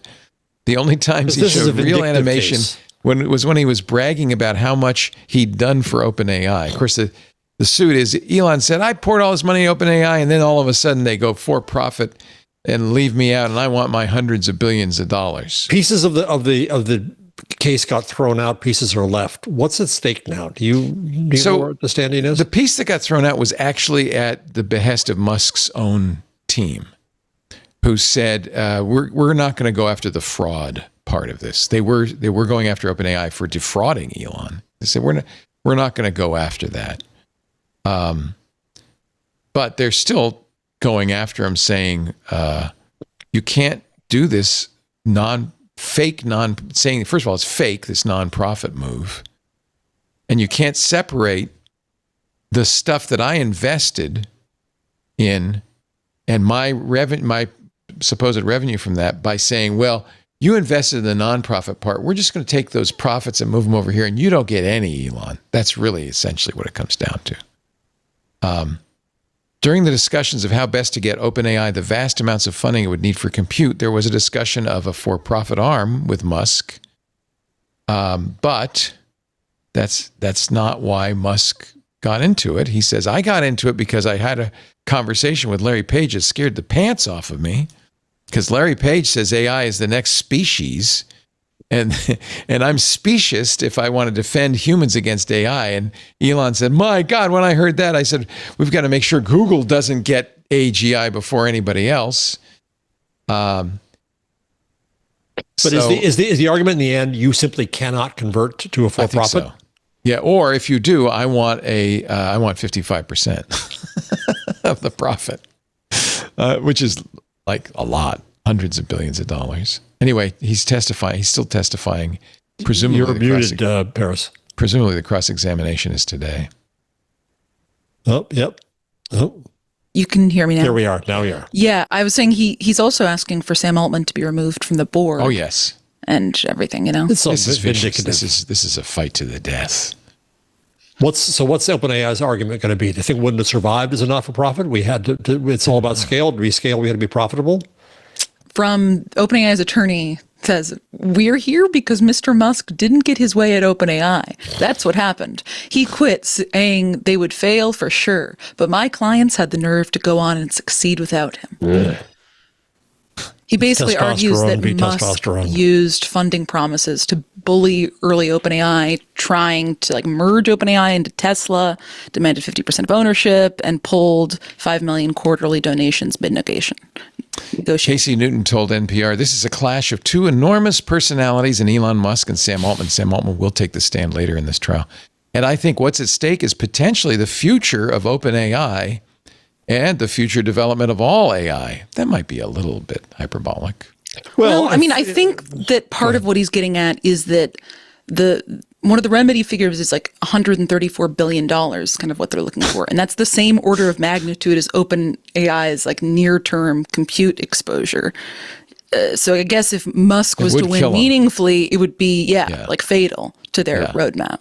Well, clearly Musk wants to do that because remember, after all this, Musk started XAI and went right into a for-profit competitor that he's pouring billions of dollars into. And so is there any business to XAI? Is there any business to any of it. this? I know you're surprised to hear me say that, Jeff. I can see the stunned look on your face. Aren't I a subtle actor? What? But I mean, we don't know, right? There's nobody's making money at it yet. I mean, I think there will be, but I think you're right. It might be like fiber and the railroads. It might be that, the railroads, all the companies that built the Transcontinental Railroad went bankrupt. Mm-hmm. But we had the tracks. We had the trains. I think the difference there is that the tracks don't get old. You can still use those tracks. Right. Yeah. That's a good point. I don't know what would happen. Well, you do nobody wants them at some point. Yeah. Nobody wants ChatGPT 4.0 anymore. I went to the Museum of Industrial History in Bethlehem, PA, last weekend because they have a linotype there. So that. I'm adding that to my museum list. That sounds so fun. They have huge pumps. They have a little tiny, diesel engine that used to drive things around the steel mills. You can ride that for about 20 feet. You can go on the catwalk and see the old, huge blast furnaces. How long of a drive was it? From you, it's probably an hour and a half. Ooh. I'm going to be doing that. When Leo comes, we could see the Amazon warehouse and go to Bethlehem. Leo, visit us. Could eat a sandwich made by your son. All I was going to do is have a sandwich. And we'll get takeout, and then we'll go to the car. According to Alex Kantrowitz, also talking to NPR, Elon's goal in this is to just shut OpenAI down. Just because the money he gets would go, he says, to a charity, not to him. He doesn't want money. He wants to put them out of business, which is one way. The charity that's in his compound that houses all of his children. Probably, the charity that teaches his children how to read. I'm sure there's a legitimate charity. He doesn't need more money. I'm just trying to find out if anybody has reported on his testimony today, and I don't see anything. So if somebody finds a link, let me know. Because he was, I mean, I'm sure court is recessed. It's in Oakland, so it's California time. It's 3:30.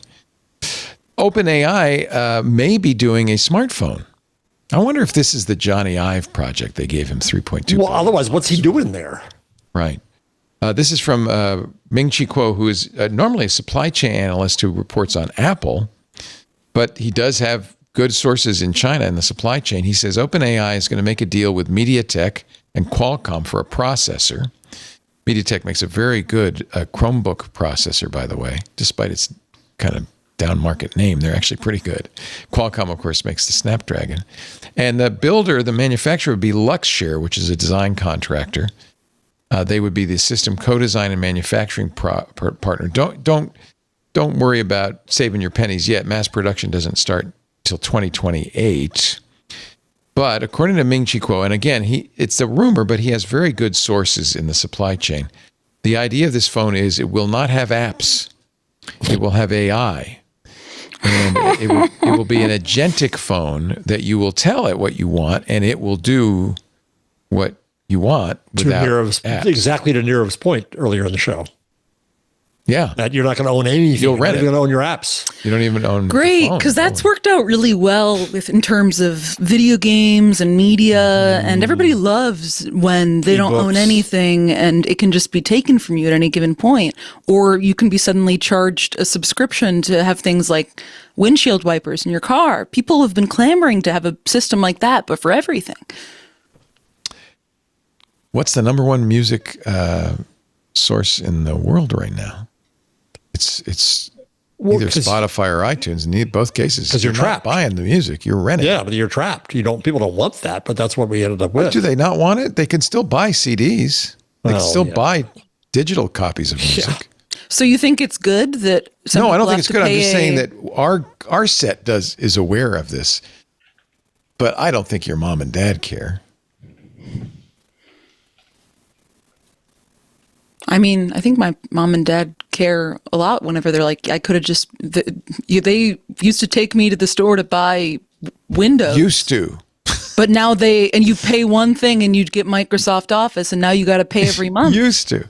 But, well, I agree with Microsoft Office. Nobody, I mean. But it's the Microsoft Office-ification of the universe. Yeah. No, I get it. I agree with you 100%, but I'm just wondering if the general public, I mean, they seem pretty happy with Spotify. I mean, I think I see this as a common complaint, like in various social media from normies. No, but I see it on like Reddit and Twitter. I'm sure if I was on Threads, it would be there too. Like people, the average person doesn't like that they have to pay a subscription for everything. They realize that sucks. Probably true. Yeah, that's true. But they live with it. I mean, honestly, if you looked at the box price of Microsoft Office of $600 or $700, and then I said to you, or you can get it for $8 a month with automatic updates, it looks like it's a better deal. Yeah, until you calculate how many months you're going to use it for. Well, if you're paying $100 a year, but it would cost you $600 to buy it outright, in 6 years, are you going to need to buy another version? Probably. The other dynamic here is that there is a finite number of subscription dollars that people are willing to spend for That's anything. An interesting point. Yes. Yeah. There is subscription. And so screw it. I don't want my newspaper anymore. There was just a survey out about people who live in news deserts, and they don't have newspapers in their county, and they don't notice. Right. And they don't want to pay for anybody, and they find the news the way they want to find it. Paris is still buying DVDs, but Paris, you're in a very small minority. Almost everybody streams the movies. I'm not claiming that the people yearn to buy DVDs. I am saying that the people enjoy not paying money for anything. The people get mad whenever they realize they're paying for 7 different streaming services to. The people are mad that we're basically reinventing the cable bundle, but for every industry. Yes. And there's a certain point where as more and more parts of an industry become monthly subscriptions, that like it reaches a saturation point. The average person can't pay hundreds of dollars a month for like everything, you know?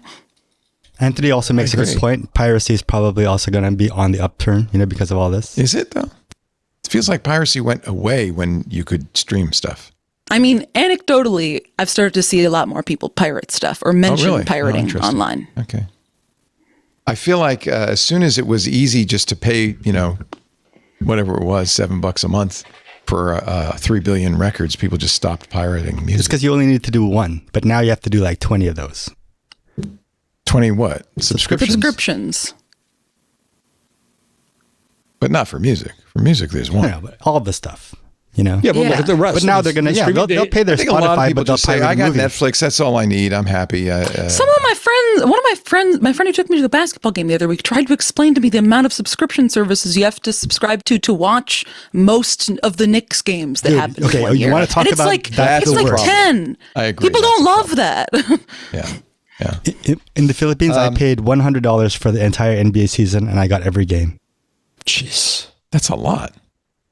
$100 for the whole season. $100 for the whole season is Here, reasonable. YouTube TV is $80 a month. And that's not even a guarantee of every game. Right. Well, that's what the market will bear probably in the Philippines, right? Yeah. Let's take a break. Intelligent machines on the air coming up. Let's talk about, I don't know. He's spinning the wheel, folks. At some the points, man I gotta behind talk AlphaGo thinks AI is taking the wrong path. This is the deep mind discussion that you were talking about. Also, a LLM from 1930. The piracy is back. Is piracy back? Wow. Okay, so this is from Briggs. This is a YouTube channel that says piracy is back. So it must be true. It's true. Paris Martineau, you're from Consumer Reports. At some point, we got to talk about. Can you talk about anything you're working on? Anything at all? It's coming soon and exciting. At some point, we got to talk about my problems with Claude this week because first time ever, I've been really experiencing the crunch of a new model upgrade. Like I made fun of the comment with Claude. I think that's I cool. do stuff with Claude every week. My guy. I want to hear what that is. Yeah. Meanwhile, I used Claude versus Google, and Claude beat Google. And I'm finally ready to do stuff from my book using all these things. Oh, cool. And, cool. That's Jeff Jarvis, author of the Gutenberg Parenthesis, his new book, Hot Type. And now you're doing a whole series of books about AI. Intelligent, from Bloomsbury Academic, Intelligence, AI, and Humanity. Intelligence, AI, and Humanity. Wow. When's that? When will that come out? Next year, because it takes forever. Books do. Yeah. You got to write them. There's 3 people writing them right now. We've talked to 2 of them. Yep. Nice. Yeah, we have. Well, let's get the third on. Okay. By the way, wasn't Ian great last week? He was great. If you didn't hear the interview with Ian Bogost, he was just great. And I still can't get his name right. Why? I'm very good with names. I don't know why. I want to put the accent on the second syllable too. I agree. Yeah, I always want to say Bogost, but it's Bogost. Yeah. Our show today brought to you by Zscaler, the world's largest cloud security platform. We've talked about AI, the potential rewards of AI in business. Far too great to ignore right now, but it is a double-edged sword. The risks are also far too great to ignore. The loss of sensitive data and attacks against enterprise-managed AI. And of course, generative AI also increases the opportunities for threat actors. They're using AI, just like you are, helps them to create phishing emails that are indistinguishable from the real thing, to write malicious code, to automate data extraction. There were 1.3 million instances of social security numbers leaked to AI applications. And by the way, that's not like a hacker doing that. That's like your employees putting proprietary company information into an AI bot to get information, not thinking about the fact that that bot is now going to send that up to the home servers in China or wherever. Well, not with Zscaler. Zscaler is the most trusted AI security platform. 40% of Global 2000 companies use Zscaler. 500 billion transactions, 500 billion transactions are secured daily with more than 9.4 thousand global customers. Wow. Zscaler carries a net promoter score of more than 75 That's 150% higher than the average SaaS. They're doing something right. Check out what Siva, the director of security and infrastructure at Zuora, says about using Zscaler to prevent AI attacks. With Zscaler being in line in a security protection strategy, helps us monitor all the traffic. So even if a bad actor were to use AI, because we have a tight security framework around our endpoint, helps us proactively prevent that activity from happening. AI is tremendous in terms of its opportunities, but it also brings in challenges. We're confident that Zscaler is going to help us ensure that we're not slowed down by security challenges, but continue to take advantage of all the advancements.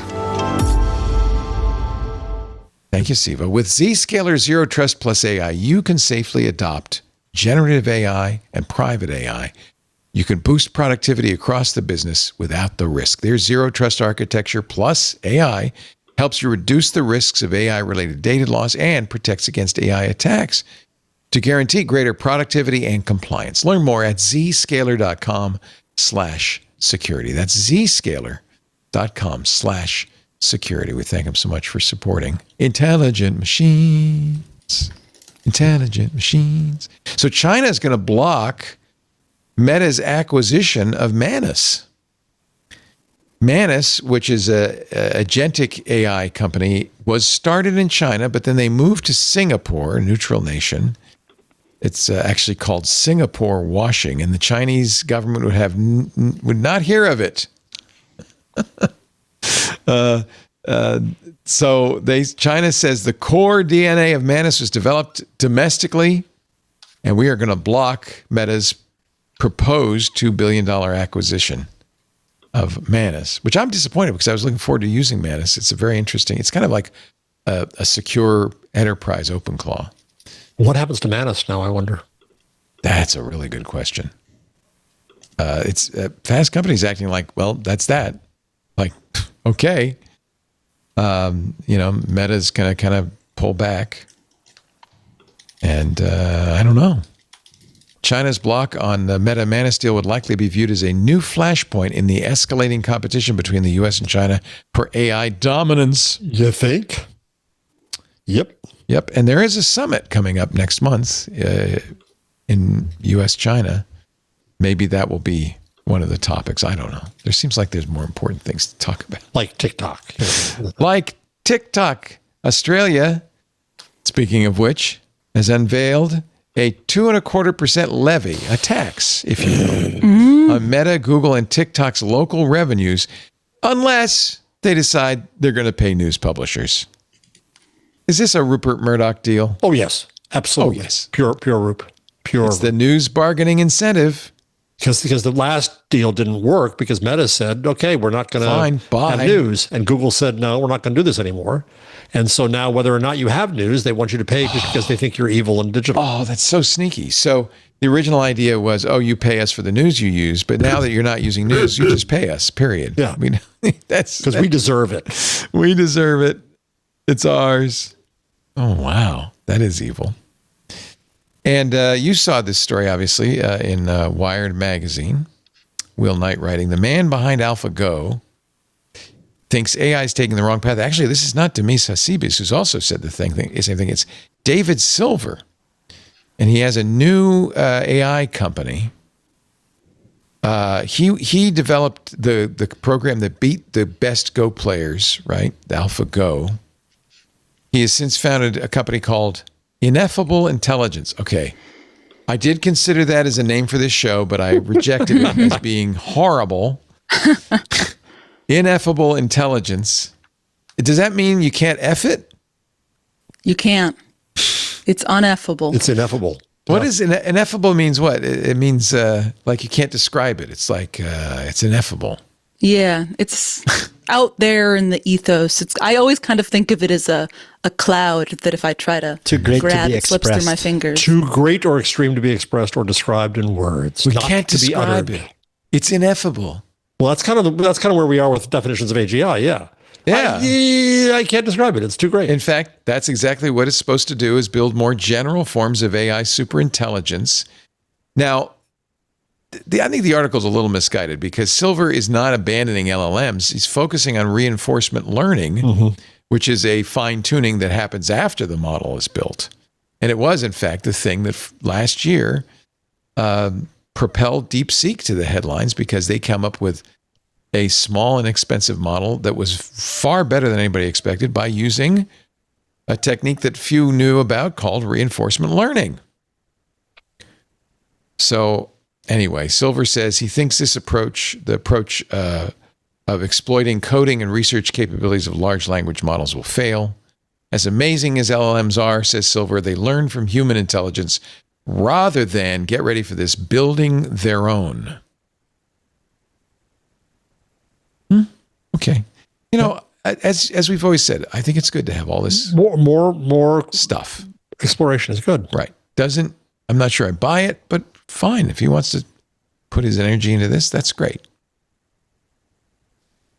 And more trying. Yeah, got to try it. He has raised $1.1 billion, by the way, for this effort. Raised or he's valued at? He's valued at $5.1 billion. Jesus. So the answer is, it's ineffable. It's ineffable. That's what you are. All right, now we're going to do the good, the bad, and the ugly. This is a new idea I have for a spine down the middle of our show. Don't say spine to me. It hurts. Ow. How is your L5? It's getting better. L3. L3. Just to be. There's so many L's. I can't keep track. So many L's, and we're not taking them this time. You didn't take the L. You took the tunnel. And you see, that was the mistake. I did take the L, but when you take the L literally, the train, you're always taking the L figuratively in some sense, and that's what happened to me today. But I thought L stood for elevated. It's a tunnel? Oh, no, it's a just tunnel. a letter. It's just a letter. It's the L letter, not the L like in Chicago, the elevated railway. No. Oh. It actually goes under the river. That's long gone.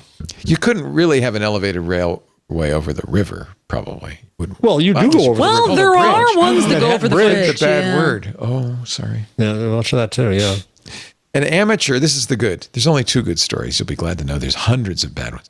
An amateur just solved a 60-year-old math problem. Not a mathematician. He asked ChatGPT, and ChatGPT proved a conjecture with a method no human had ever heard of. This is a 23-year-old named Liam Price. He has no advanced math training. What he does have, writes Scientific American, what he does have is a ChatGPT Pro subscription. He solved an Erdos problem. The new solution, which he got in response to a single prompt to ChatGPT 5.4, not even the latest model Pro. He posted it on erdoshproblems.com, a website devoted to these problems, just a week ago. The problem it solves, says Siam, has eluded some prominent minds, bestowing it some esteem. Okay. That feels wrong. Weird. Like an AI might have read that. Feels like AI, yeah. Yeah. And bestowed upon it some esteem. The problem it solves has eluded some prominent minds, bestowing it some esteem. More importantly, the AI seems to have used a totally new method for problems of this kind. Too soon to say with certainty. He did submit it to Terence Tao, who is kind of the guy, the arbiter, a mathematician at UCLA, a scorekeeper, if you will, for AI's push into math. What's beginning to emerge is that the problem was maybe easier than expected, and it was like some kind of mental block in the math community. We weren't going down the right path. Anyway, that's all I can say about that. Doesn't that, it just means that nobody asked ChatGPT this question before. Right. Interesting. As soon as they asked it, they said, well, thank God you finally asked me. The opportunities are out there, folks. You can solve 60-year-old problems. Yep. And then you like this one, Talkie, a 13 billion parameter vintage language model from 1930. Now, they didn't make it in 1930. They trained it on books and texts from 1930 and earlier, right, Jeff? Right, exactly. So I asked it to get the perspective of the time, 1930, is the world at risk for a second Great War? Remember, they just got out of World War I. Answer, no. Wars are becoming more and more unpopular, and the growing intelligence of nations renders them less likely to break out. Though the area of hostilities may be increased, there is a strong probability of their duration being diminished. Wow. So much for futurists. Wow, that's hysterical. You can download this, by the way. Well, yeah, you can also, if you go up to the chat, if you go back to the page, yeah, it's not up working. At the top, for me. it says chat. It's not working for you? No, it's not working for me. It's under high demand, but it's fun to play with. Connecting. It's on Hugging Face. It's also on GitHub. So I also asked it. I'm doing a lot of research about the beginnings of electronics and amplifiers, and so I asked it to talk about the cultural implications of the vacuum tube. It just went off on rat hole after rat hole. I tried to get it back, and it just, which may also mean that people just didn't understand how important radio was at the time, or that it's such a small model that it's just not. What model was this? It's called Talkie. It's a model trained on texts from pre-1930, but it's only a 13 billion parameter model. It's not a huge model. Yeah, That's a good idea. Here's an interesting graph. How surprising are New York Times on this day events to a model trained exclusively on pre-1931 text? And I guess the surprisingness in terms of bits per byte of text goes up considerably. So this is pre-1930. How do you measure surprise? I don't know. That's probably 5 paragraphs in the paper that you can't understand. Yeah. But notice, as you stay close to 1930, it's not too, but then by the time you get to 1970, it's like, what? No, flying cars? What? We landed on the where? That's pretty cute. But bits per byte of text, I don't know how that correlates. What? We calculated the surprisingness of short descriptions. Okay, how do you quantify surprisingness? They have a way. Yeah. You know, it's kind of interesting. Actually, Demis Hassibis, the aforementioned founder of DeepMind, asked, so if a model that was trained up to 1911, could it come up with the theory of general relativity as Einstein did 4 years later? That's a good question, right? I mean, we're solving Erdos problems. Probably because Einstein wasn't the only one working on that. And there was and that was also, a lot of that stuff was already solved by other people, tangentially. You know how, there's that theory of knowledge that it's in the ether? Whose time has come. Yeah. This is the largest vintage language model. There are others so far. They're going to scale it significantly. They want to get to ChatGPT 3 level. So you see, it's more like we're going back to ChatGPT 2. That's why I was probably confused. But rather than just training models after or refining them after they're trained, training them on specific corpora, I think that's a very interesting. I think it's a lot of fun to do. Yeah. And I think it's other things around medicine, science, other areas where it can be more specialized. Okay, that was the good. Here's the bad, which everybody read about. There's a SaaS platform, an automotive SaaS platform called Pocket OS. Jeremy Crane, the founder, posted on X. Oops. Let me find the post here. Oops. An AI agent just destroyed our production data. It confessed in writing, oh my, that 1,000% shouldn't be possible. Actually, that was Jake, who was with Railway, where the data was stored. They were using, Jared Crane, the Pocket OS founder, was using Cursor, using Claude 4.6. In 9 seconds. Cursor, the company that Elon might buy for $60 billion? Yes, that one. Yes. Yeah. 9 seconds, deleted the production database. And because Railway stores the backups next to the database, assuming, well, if you delete the database, you don't need the backups. And the backups with a single API call to Railway. The agent, when asked to explain itself, produced a written confession enumerating the specific safety rules it had violated. Now, as many have pointed out, this is not the agent's fault. This is your fault. And it's Railway's fault. Railway shouldn't be storing volume backups in the same volume as the data, right? Wiping a volume deletes all backups. Whoops. And this is what I would say. This is a case of Jer maybe over trusting the AI. It's important to remember that these models are idiot savants. You wouldn't give an intern API keys to your production database. ever. Now, Jeremy said, these are the same people who are giving OpenClaw a credit card and access to every part of their lives. No, yeah, I mean, you shouldn't do that either. But this is a business with customer data, and you probably, in his defense, he said, I didn't know the API key could also delete the production database. I thought it would just delete the staging database. Well, he should have checked that maybe. I think it's a human error trusting the AI. Is there a little too much? I think it's a sales back error. in the day, I think people are selling that to be able to, it's not going to make any mistakes. You're good. And the people who are selling the stuff is I think the reason this is a good story, and I was going to ignore it, but it's an important story. It's a reminder to everybody. You're working with an idiot.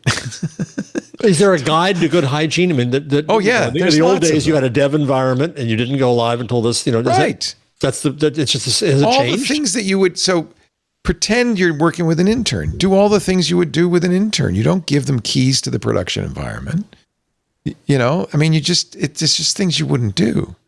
And it's not even as smart as an intern sometimes. It's an idiot savant. So in the case of ChatGPT, it's an intern that is for some reason obsessed with goblins. Oh, I love this story. That's actually in the ugly part, but we'll get to that. I object to it being in the ugly part. Goblins can be beautiful too. Goblins are people too. Are they? They're humanoid. Well, no, they're not humanoids. Goblins are goblins. So OpenAI, for reasons we still don't know about, this came from a Wired story, in its instructions to ChatGPT 5.5 says, never talk about goblins, gremlins, raccoons, trolls, ogres, pigeons, or other animals or creatures. Greg Newmark is going to be very upset. Very unhappy, unless it is absolutely and unambiguously relevant, which implies that in its testing, OpenAI found that ChatGPT would just randomly bring up goblins. And raccoons. To be clear, people I think on Twitter found this first, and it was just listed in the. It's in text. It's just on the system prompt. It's you can just see it in the GitHub. Right. It's pretty funny. I'm telling you, it's a defensive line. Somebody wrote. Here's the. I don't know if this is the first post, but here's one of the posts from Tara Vishwanathan.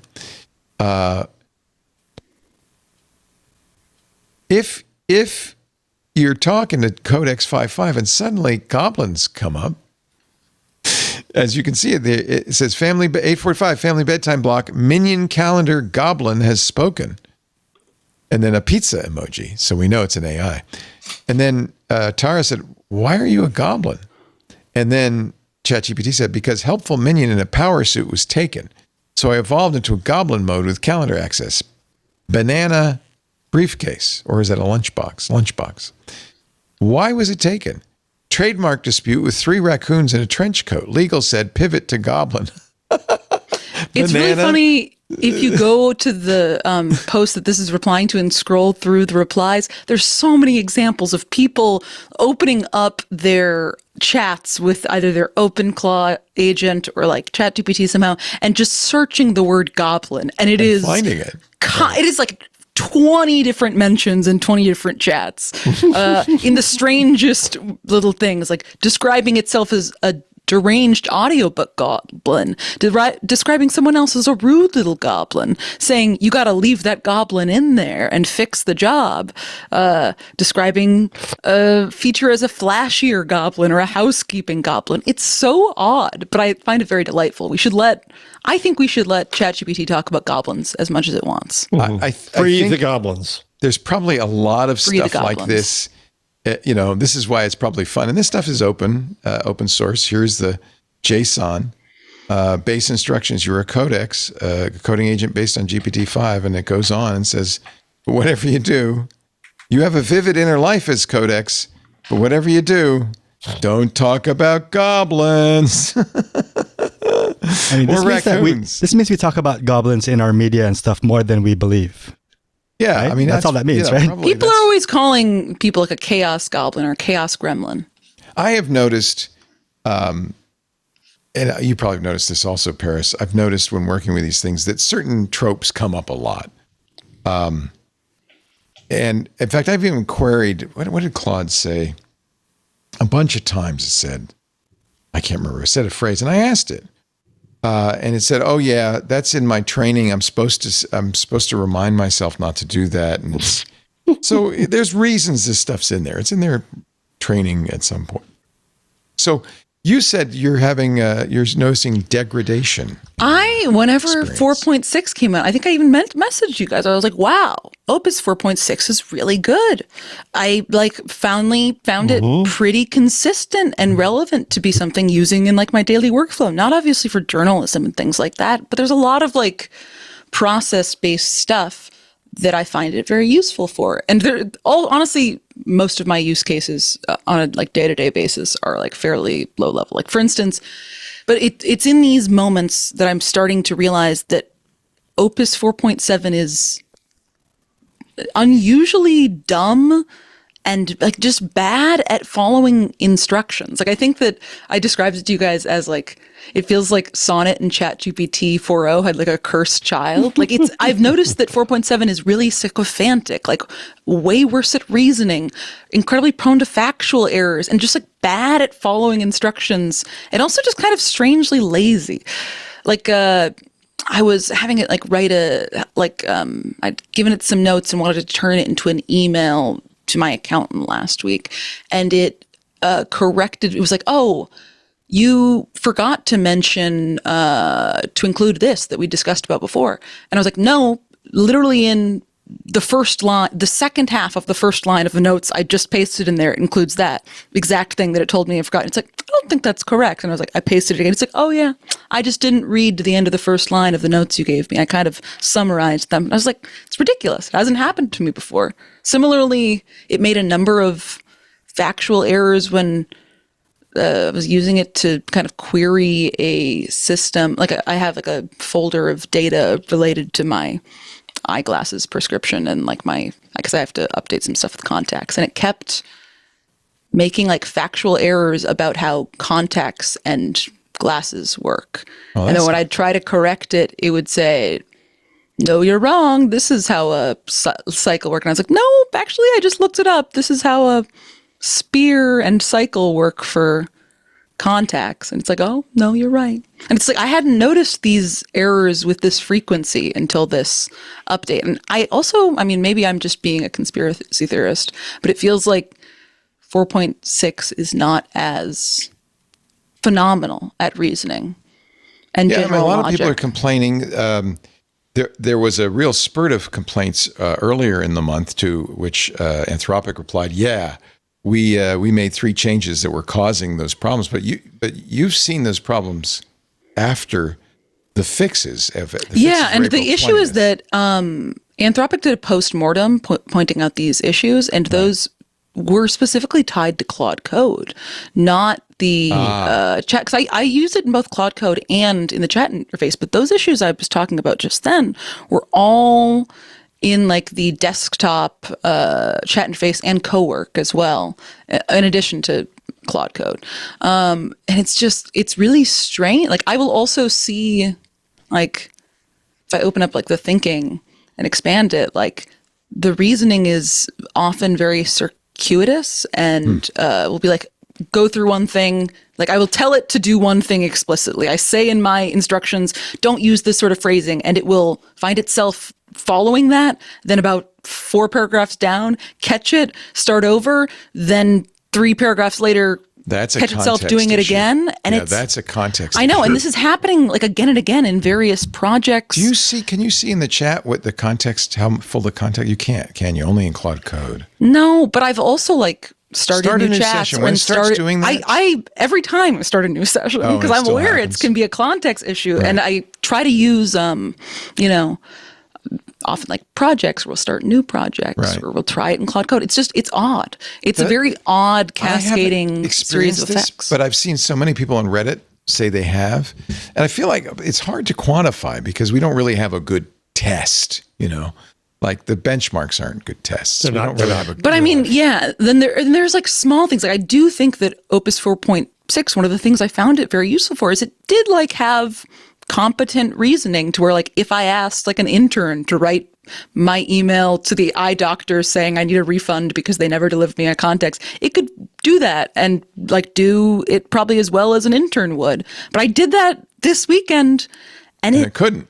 It couldn't, and it kept getting it dramatically, like that's not just good. logical like leaps where it was like, yes, you need to both ask for a refund for your contacts, and you need to ask them for a full itemized receipt of the bill they've submitted to your insurance, and ask them to bill your insurance again. And I'm like, it doesn't. Why would I ask them to bill something that I'm asking them to didn't get it. refund? And it's like, that's a good point. And it's strange. Like these sort of logic, like it's obviously small potatoes in comparison to what a lot of people do with complicated code. But these are the sort of things that this system should be good at and has you'd historically think. been good at. So it's just concerning to me that I'm suddenly seeing a lot of errors like this pop up. Like, and this has happened, stuff like this, probably by the time I messaged you yesterday, it happened maybe like 7 times, this sort of stuff. It's odd. Well, that's disappointing. I saw somebody on, what's their name?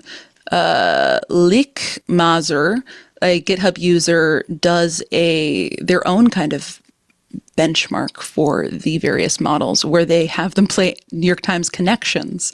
And I do that's a think good it's one. notable that, I'll put it in the Discord right now, Claude 4.7 Opus high-level reasoning dropped to 41% from like 90 something. The problem is, yeah, I mean, I'm sure that's true. And I've seen a lot of people have their own custom, like, well, I give it the same problem every time to see how it does it. But it's not like a uniform thing. Like if it does really well at connections and does really poorly, that doesn't mean it's going to do well writing Python and do really poorly. They're just, it's spiky. And it's unpredictable. It's so stochastic. This is It's the thing. spiky, human. and I think it's made human. even more spiky by the tired. fact that, like, Opus 4.7. One of the things is that the reasoning is more adaptive. It's supposed to Right. be better at applying. They're it trying rather than, stuff.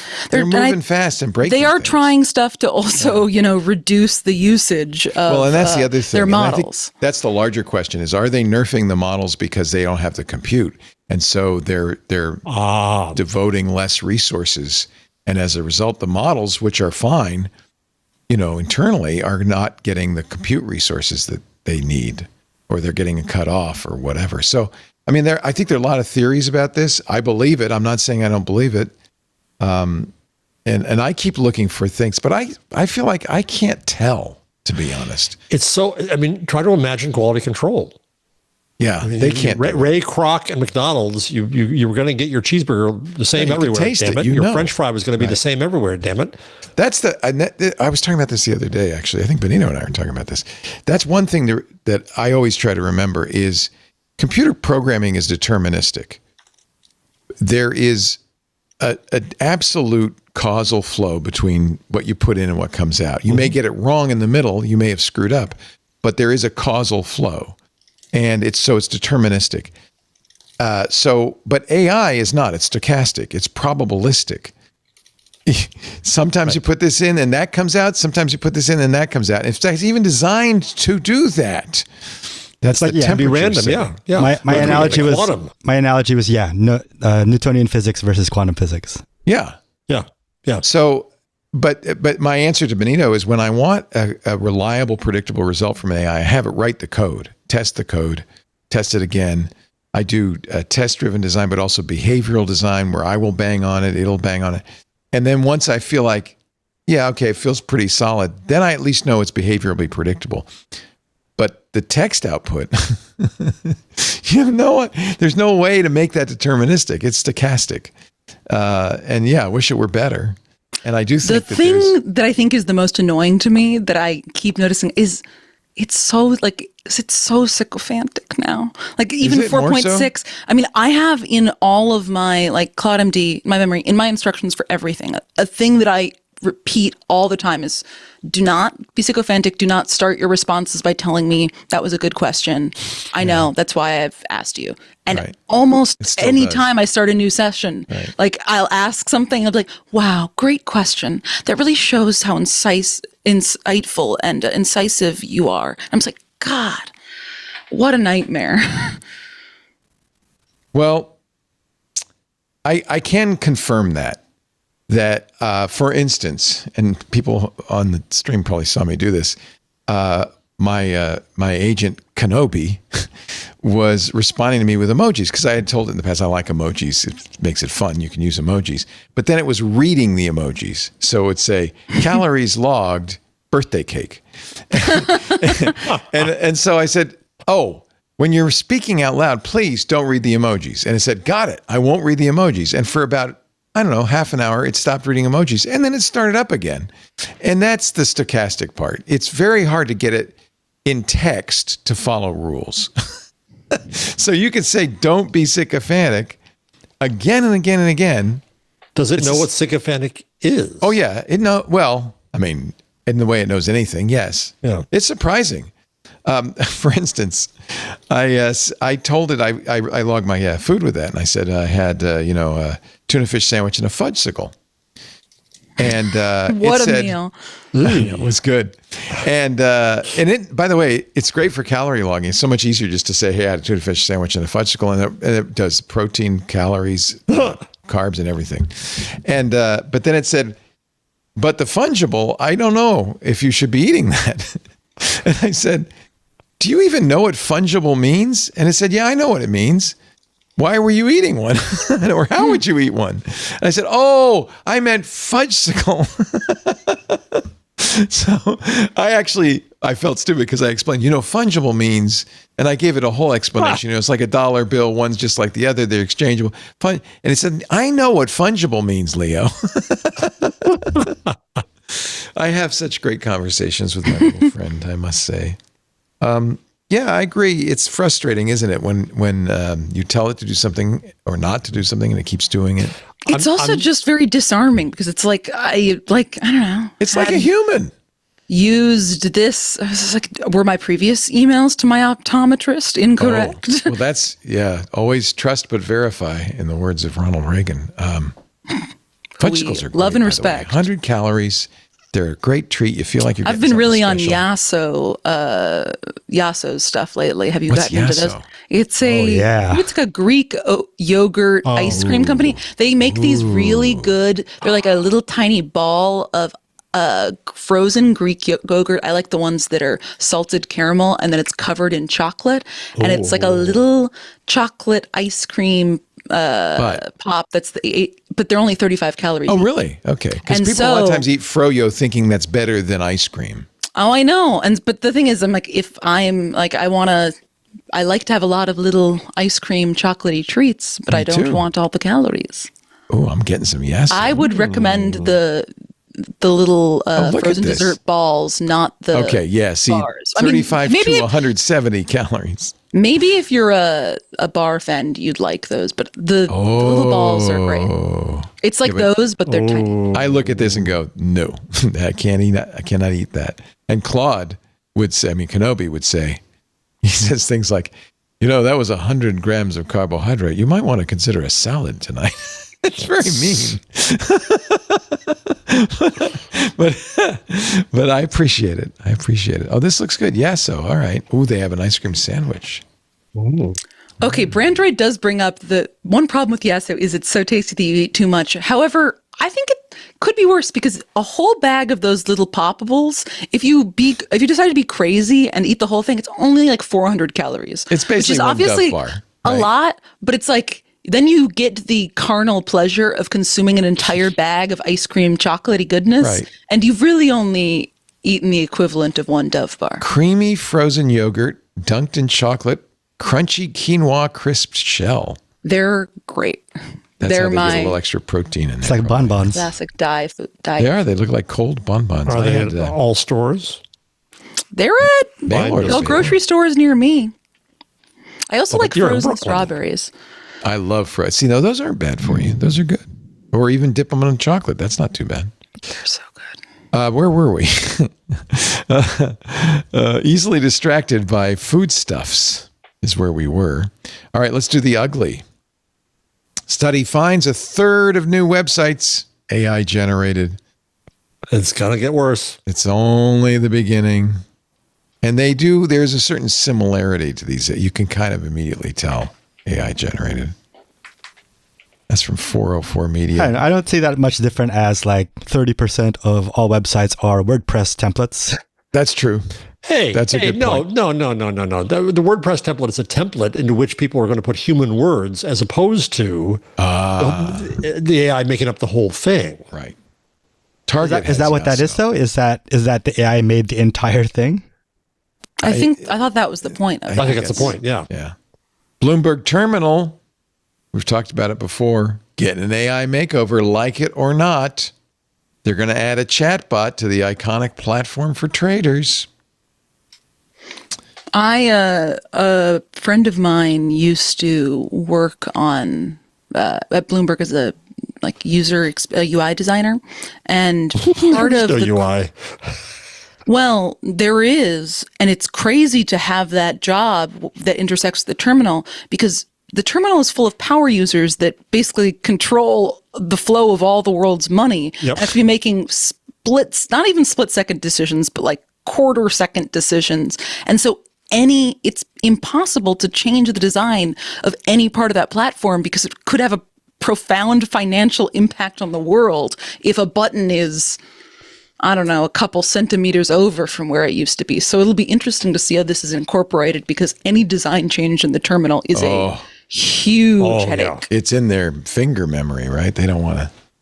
The new chat interface is called ASKB, or AskB, capital ASKB. And they say the AskB will never give a buy or sell signal. Bloomberg's there for them to make their own decisions.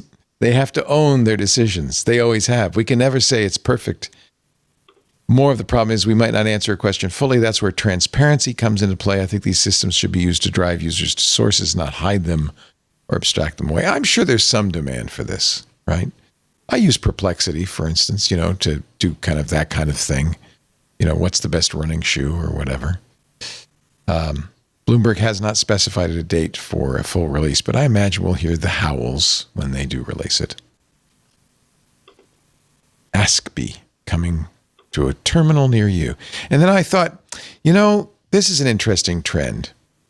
Sean Booth's blog, Generative AI Vegetarianism. This is an Emily Bender kind of a take on it. Or a Guardian take. Yeah. You should give up. He's a generative AI not a vegan, no, just a vegetarian. He says, I don't want AI. I want to write my own emails. I want to write my own mediocre software code. I want to learn and think and ponder with other humans, not with a text prediction system built by consuming all the text on the internet. You can still do that. Yeah, you could. I do. I'm actually looking forward to getting back into doing some coding challenges, because I kind of miss handwriting code.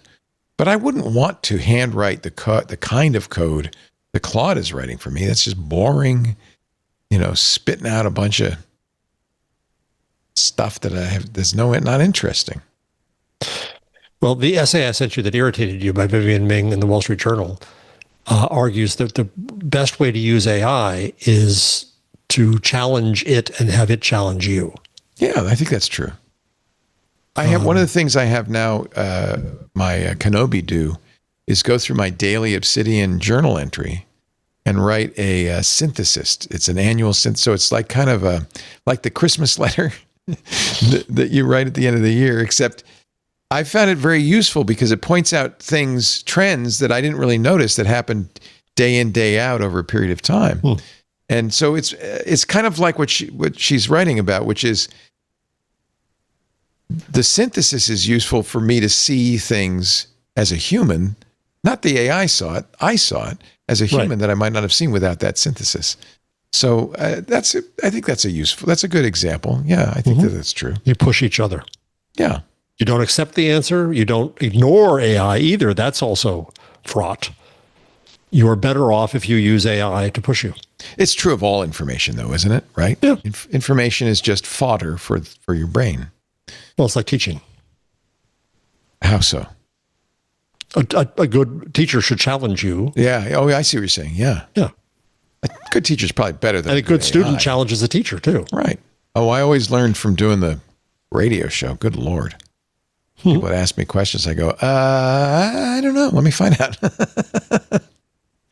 Are you ready to buy a 13-acre property in Mill Valley, California, home of the wealthy? The homeowner, an investment banker named Storm Duncan, says he wants to sell it, but not for money. He wants to exchange it for equity in Anthropic.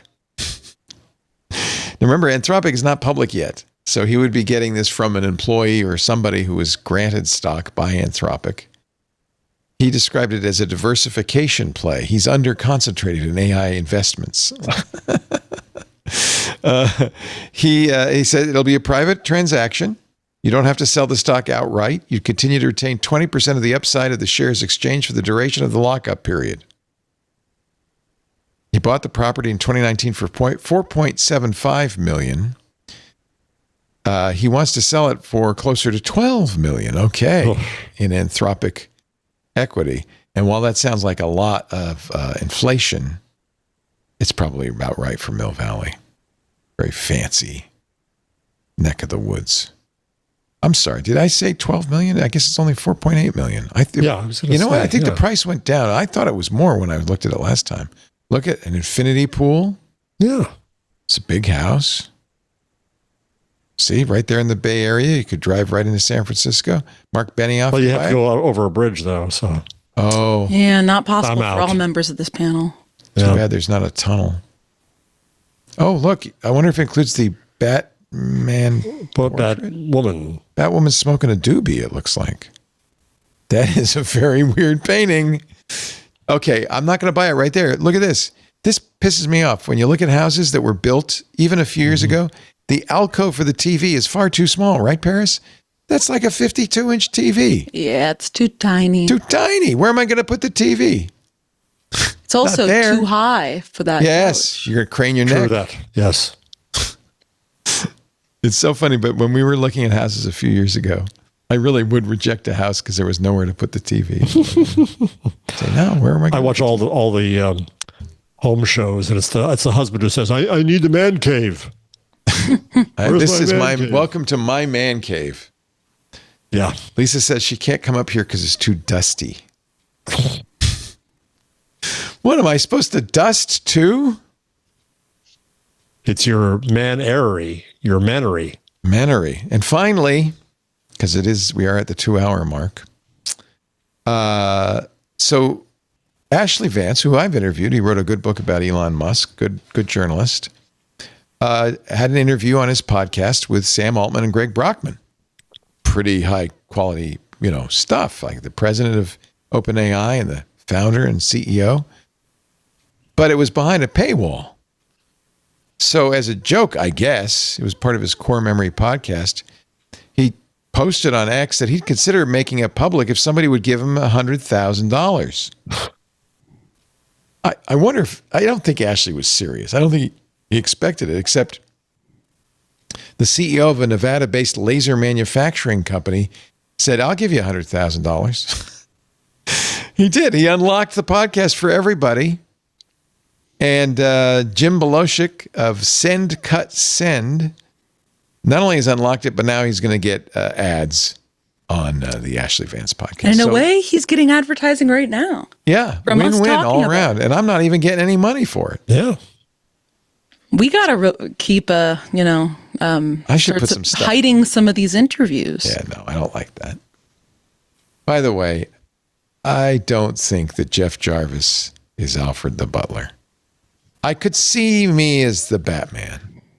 Well, Jarvis is a very common. I think Butler we're name. a 3 Batman kind of podcast, Yeah, we're all Batman now. By the way, that's not me. That's Adam West in the Batman outfit. But I do think it might be Paris in the Robin outfit. I don't know. Kind of looks like you. Not really. It's not very good at all, actually. This is back. This is an old one, back from the it's a gem. The old ChatGPT 3 days. Jeff is Bat-mite. All right. This 3 Batman podcast about to wrap up with your picks of the week in just a bit. You are watching Intelligent Machines. Don't forget. Do you just if you look below, anything that's bold is stuff that's not duplicative. The one question I have is, do you want to do Chloe? Oh, I thought it might be your pick. Line 152. Well, we could do that as a pick, yeah. So I watched Chloe. This Chloe versus History. It's a YouTube channel. Who is Chloe? A figment of an imagination. I watched the Titanic one today, and I thought it was quite good. So it's an influencer doing a selfie. Is this some AI slop? It's all AI. No, but it's better than that. Here, That's the can I thing. turn on the sound? Maybe I don't know. I won't get. This is a plug for you, okay? It's literally just rice and warm water. Okay. The bread dipped in the soup. Man, that's the move. Okay, the now mouth She ends does up not talking match. to the captain and telling him, hey, the boat's going to sink. I have strong reason to believe that tonight there will be ice, like loads of ice, and I really think you need to slow down, sir. We have received several ice warnings today, madam, and I can assure you our officers are monitoring the situation. Of course he didn't listen. So Jeff and I and Anthony looked at this. We thought it's very interesting, but is that a real person or not? I thought it might be. What do you think, Paris? Is that Chloe? Is that real? Or I think I saw your guys' chat about this. You saw I'm it, spoiled. so the guy who does this, first of all, I want to say it's great. It is. He wants to cares bring about to history. life. Yep. And he's making the backgrounds, the AI backgrounds from historical public domain stuff. His name is Jonathan Laramie, by the way. And so it's fairly accurate, although occasionally there's weird things like four-legged chickens, or there's people walking by wearing sunglasses in ancient Rome. I don't think they had sunglasses, but I might be wrong. But he writes the prompts so that he can be as accurate as he can be. He uses pictures of things and has them be animated and come to life. Yeah. Some of the Titanic stuff I'm pretty sure came from the movie, but that's okay. But I think this would be appealing to a young person who's studying ancient Rome or, any of these historical things. They have the city of Paris and so forth. It would be a kind of a nice introduction. And because it's got the influencer doing the selfie cam, and she really feels like Gen Alpha. This might be more accessible as a way of kind of a wedge to get into history. So I commend him for doing this. What I don't commend him for, he sells a book for $70. 70 pounds. 70 pounds. So it was like $84. He sells a book that says how he does it. And I was just so, Jeff and I actually I tried to say, let me buy it, but we no, fought he over beat me who's to going to it. pay for it. But I can't let you pay for it, Jeff. You just bought a MacBook Neo. So I said, no, I got it. And it was not a worthwhile $84, because what he didn't explain is the one thing that I think is most interesting. I understand he takes pictures. He turns them into AI images with Nano Banana. He animates them with, I forgot what he uses to animate them, but it's all well-known tools. But the thing that really was intriguing to me was Zoe. She seems so realistic. Chloe, not Zoe. And listen to her voice. And the character stays consistent. That's what. And that's really important. The clothing's consistent. The look is consistent. The tattoos are consistent. The voice is consistent. So I thought maybe there's a real person. A million people live in what I can see right now. So behind me is. Notice though, there's a lot of cuts. And Anthony is convinced, and I think he's right, that Chloe is AI generated with an actor, maybe even a guy, doing the base model. He does say he uses 11 labs for the voice. And Anthony says very similar to those. In fact, look at this. He's very similar to those AI selfie things where when there's a transition, you jump cut because the AI is not good at making the transitions. Right. And that kind of makes sense. You can only get so much length out of any of the AIs right. or any sequence. Right. So I'm thinking, but he doesn't reveal this in the $84 book, but I'm thinking that Chloe is like rotoscoping, like a person acting it out. And then the AI turns it into that. I don't know. That's my guess, but we don't know. So I think it's very interesting. What do you think? Paris? I mean, I think it is interesting. It's an interesting, I think that the aspect of this, like you guys said, that is the most compelling or novel is the ability to be consistent over it. It's a shame that his book was AI slop that didn't reveal anything about how it was created, though. Well, I think we're going to try to get him on. He's done a number of interviews, but all of them have been very soft. And we're going to get him on. We're going to ask him the details. The technical details. If you go to Majestic Studios... That's the name of his company, Majestic Studios. And you can see that he started with cities, with Edinburgh. Right. And he takes things that are well-known images and just tries to animate them in real life. And it's exciting for him in history. And I agree. I think it's fun. Yeah. And in fact, there's a picture of him. And in this case, these really seem very AI to me, very AI generated. Yes, they are. They were earlier. The backgrounds really feel, not just that it's earlier, the backgrounds really feel, there's the Magna Carta. Oh, yeah. I mean, that's very AI generated. Yeah. They're kind of on the level of those Discovery documentaries where they, kind of fake act this historic moments and kind of things like that. I think Chloe was inspired. That actually really made it more interesting. Yeah. But it's the same kind of low, nice purses, low res, maybe sometimes inaccurate AI backgrounds. It's the Chloe that I find interesting. I think it's just the beginning of this, right? Yeah. And it makes you, I think, reconsider whether you could really make a 22-minute show this way. Right. I mean, I think you really on history could have been an AI. Absolutely. So, yeah, I think it's pretty cool. I would love to use it. This is what got me excited about it. I would love to figure out how to use it for things like explaining Gutenberg and printing. Except what I said in our chats over the last few days is it's a lot easier to do a place than a process or a person. Right. All right. We are going to now go to our picks of the week. You're watching Intelligent Machines. Thanks to viewers like you, our club members make all the difference in this show. If you believe in the importance of independent podcasting, it's hard for us to compete against podcasts from big companies that require you to use their app like Spotify or Amazon to listen to the podcast. They get much more data about the audience. Advertisers want that data, so they sell the bulk of ads. Joe Rogan gets $1 million an ad. We do not. Because we don't know anything about you. We are an independent podcast that comes to you over an RSS feed, and we like it that way. But it does mean that we're competing against some people who don't, and we would like to keep doing what we're doing. So what we have to do, I'm happy to say, is come to you, the audience. Frankly, I would love to have all our shows be fully audience supported, and someday that's my dream. But until now, you do about 30% of our operating expenses, and we really appreciate it. If you're not a member of Club Twit, you want to support this kind of content, you want to support independent podcasting, twit.tv/clubtwit. $10 a month gets you ad-free versions of all the shows, gets you special programming we only do for club members, and of course, access to the Club Twit Discord, which is a great place to hang out with other club members and watch the shows together. Please join the club. We would love to have you. twit.tv/clubtwit. Vine is back. Did you see this? My pick of the week. Vine is back. Jack Dorsey has backed a Vine reboot called Divine, D-I-V-I-N-E. You can download it to your phone.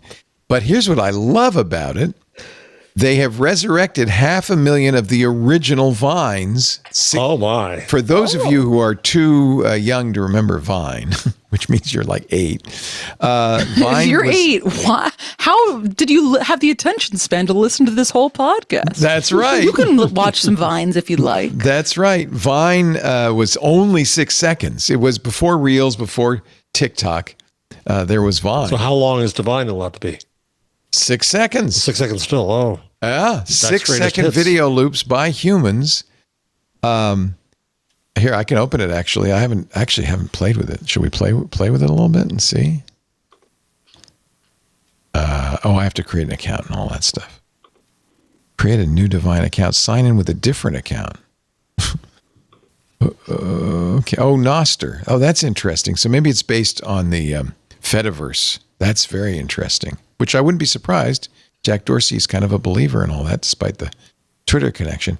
Anyway, 6-second videos back. And what I think is great is you're going to get to see some history with those original 500,000 Vines that died on the vine when Twitter bought them and put them out of their misery. Maybe Jack Dorsey's feeling a little guilty about all that. The one more thing I will mention as a pick, just because I'm going to try really hard to get these guys on. A news gathering AI that texts you every day, sends me a telegram with news. And he looks at X, he looks at Discord, he looks at Reddit, he looks at all the weird places that I don't, I look at my RSS feeds. Oh, I guess I can show that. That's not mine. But he's on my Telegram. And at 9 a.m., I get some really good stories. No Scroll is the name of it. It's brand new. I found it on Twitter. And noscroll.com is the website. And if you're curious, it's also very smart because I said, "Do you know who I am?" I said, "Yeah, you're Leo Laporte. You do this podcast. Perhaps you're interested in made you feel very good, podcast. Chuffed." I feel chuffed. But it is very personalized. It's a cool idea. It scrapes news and then sends it to you on your schedule via a Telegram. $10 a month, but it is free for a week if you want to try it. So I'm trying to get the founders on to talk about that because this is, I think, another interesting use of AI. Paris Martineau, pick of the week. I got 2 picks of the week this week. The first is a indie game I just completed that's a delightful play called Felvedick. It's a that sounds obscene. Say that carefully. It's a JRPG set in 15th century Slovakia. What's a JRPG? Like a Japanese role-playing game style. It kind of refers more to the combat thing. But you can see the animation is really interesting. It's like kind of this like low bit rate, like lo-fi, but it gets really weird and interesting. You have kind of turn-based combat from a first-person perspective, and you play an alcoholic knight, Pavel, in 15th century Slovakia, who he's drinking himself to death because his wife left him, and he works. So that was her pet name for him, was Felvedick. I don't really know what Felvedick means. Okay.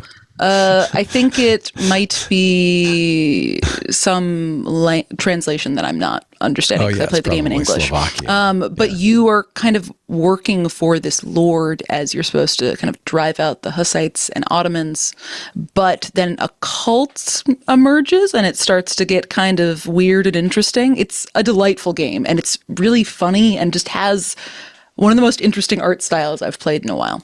Very cool. And it's also kind of a short game. Like I like 100%ed it and maybe took like 7 or 8 hours. $11, Windows only on Steam. Yeah, I played it on Steam Deck. It's great. Oh, I was going to say, do you have a Windows machine or you have a Steam Deck? Yeah. Is your Steam Deck Windows or Linux? I think it's Linux. I mean, I don't really know. So that means I could probably play it on Linux. Yeah. With Proton. Okay. Play it on, you could play it on Steam because I don't have a Steam Deck. Yeah. Certainly. Yeah. And I think there's other, like you can buy it on itch.io. Oh, Itch.io. Okay. Itch.io. Okay. The other pick is Katie Notopoulos just posted this example of something I didn't realize existed, that Amazon now allows you to create Notebook LM style podcasts to describe a product to you. And we need to listen to this one that Katie just found. Here we go. Today, our AI-generated shopping show is exploring the Wellmedix Rapid Relief Diaper Rash Cream. Emma, what makes this hospital-grade cream different from standard diaper rash products? Well, it's really interesting. This cream uses a dual action approach. Instead of just zinc oxide, it combines that with white petrolatum. She barriers. Katie just put in the chat, you can ask a conversation and It's fascinating. So it's not just about treating the problem, but stopping it from coming back? Exactly. And they've added some. This is so ridiculous. We have a question. The future. We have a question. Extract. A question from the audience. These botanical ingredients help soothe sensitive Are they going to say it? While the dual barrier does the heavy lifting. It takes All right, until. Katie, we've got you. You're dealing with discomfort, and this cream is designed for exactly that kind of irritation. Emma, what can you tell them? It doesn't repeat the question. My butt hurts. That's sad. Irritation from incontinence, chafing, or... Well, if you'd like a really dryly read podcast about your butt cream, you can visit Amazon.com. Create a protective barrier. Wait a minute, we're not done listening. It's a protective barrier. And discomfort. I like how she mispronounced petroleum. You know what's interesting to me is that QVC and the Home Shopping Network and all those have left cable. And this is the replacement, is these lives. I mean, it's not, mostly it's done by humans, but live streams on Amazon and other shopping platforms have really replaced home shopping on cable. It's TikTok and Instagram that replaced QVC. Yes. Yeah, that is true. Yes. Good point. Wow. AI product. So I could make one for sugar-free gummy bears, for instance. Anything you could make it for. I'm going to do that. And it's I'm just sure look at some of the horror reviews. I want to do a really boring plumbing thing. Yeah. Let's talk about or cow magnets. What was it Ian was working on? His backflow pump? Yeah, his backflow valve, yeah. Very nice. What are you these days looking at, Mr. Jeff Jarvis? Well, some of the weirdest things are shown to me to try to sell me. I don't know why I was advertised a 64-inch hyperbaric oxygen chamber. Well, how tall are you? Maybe it knows things that you don't. Maybe it does. I'm 6'4". So you're 76 inches. So I don't recommend the 64-inch model it's for you. $72,000 without the upgrades. I can get custom paint. You'd have to crouch to get into it. I got chair options. I can have interior starlight. Interior? What does that mean? This is what there are fake Jackson, stars on the Michael inside? Jackson used to use a hyperbaric chamber. Really? Yeah. Maybe that's why this is hot now, because of the Michael movie. I don't know. It's the idea is it's a high pressure atmosphere, two times the natural atmosphere, using oxygen to enhance healing, reduce inflammation, and improve overall wellness. You know, you'd be better off building a sauna for that's what I really want. Is that? Yeah. So then the other one is because I try to read German ad papers for this. Yeah. Where? I don't know why. Well, it happened on one of the German papers I read. Oh. Well, the Germans love so this speaking kind of stuff. which, in the German papers, they've been captivated for the last couple of weeks by the story of Timmy, a whale. This is no, that's not Timmy. the story. No, this is Timmy's rescued a whale that was trapped outside of Hamburg, and it got on sandbars, and they tried to dig channels for it, and all kinds of things. And a lot of people, some could say that they've gone too far, but they came up with a barge and got Timmy into the water-filled barge, and they're towing Timmy out to the North Sea. Whale barge. Towing Timmy barge to the North Sea. So here are photos. Some are saying that this is not good, that Timmy's not well, and they're kind of that's torturing why him. Timmy, What's the body of water called that's inside a barge in the ocean? I don't know. Is that a swimming pool? pool? But is it? Look at it. I guess it's a swimming pool for it's whales. an Olympic-sized. More so, yeah. Yeah. It's a whale. You could do the whale size. Olympics in that. Yeah. Oh, Timmy, he doesn't look good. No, he's not. Well, they have towels on him to keep his skin okay. Oh. Just let Timmy die in peace. That's pretty much it. Timmy's a young whale. It's tragic. People felt for Timmy, but Timmy got anthropomorphized to an extreme. Yeah. And so there's the happy hamburgers trying to bring Timmy to the ocean. Do you think that whale realizes Timmy? That is our show title for today. He's now in Danish waters, headed toward the North Sea. Oh, they're following him all the way up to the North Sea. Oh, this has been regular daily How reports. much money have they spent on Timmy? Millions. Do you think Timmy realizes what a unique position he's in? Do you think Timmy realizes that he's being taken across the ocean I feel in a so barge? sick, and they're putting me in this thing, and they're pushing me along to the North Sea. And then it says, if Timmy's considered robust enough, the whale will be released and hopefully swim further into the Atlantic Ocean where he will die. Well, here's to you, Timmy. I hope you're considered robust enough. The Guardian says that attempts to rescue Timmy, their stranded whale, are inadvisable. Oh. That's a very Guardian way to look at things. You really shouldn't do that. You shouldn't. Helpers stand next to Timmy in the water. But politicians got involved. Should they be involved? The rich people got involved to rescue the whale. It's been a whole Megillah story in Germany. Wow. What's the German word for whale? I should know that. Translate. Whale. From English to German, the whale. Der Wal. Der Wal. Der Wal. Wal. W-A-L. Well, Timmy, good luck on your journey. We salute you, Timmy. To freedom. We salute you. Ladies and gentlemen, let's get all three of us saluting Timmy.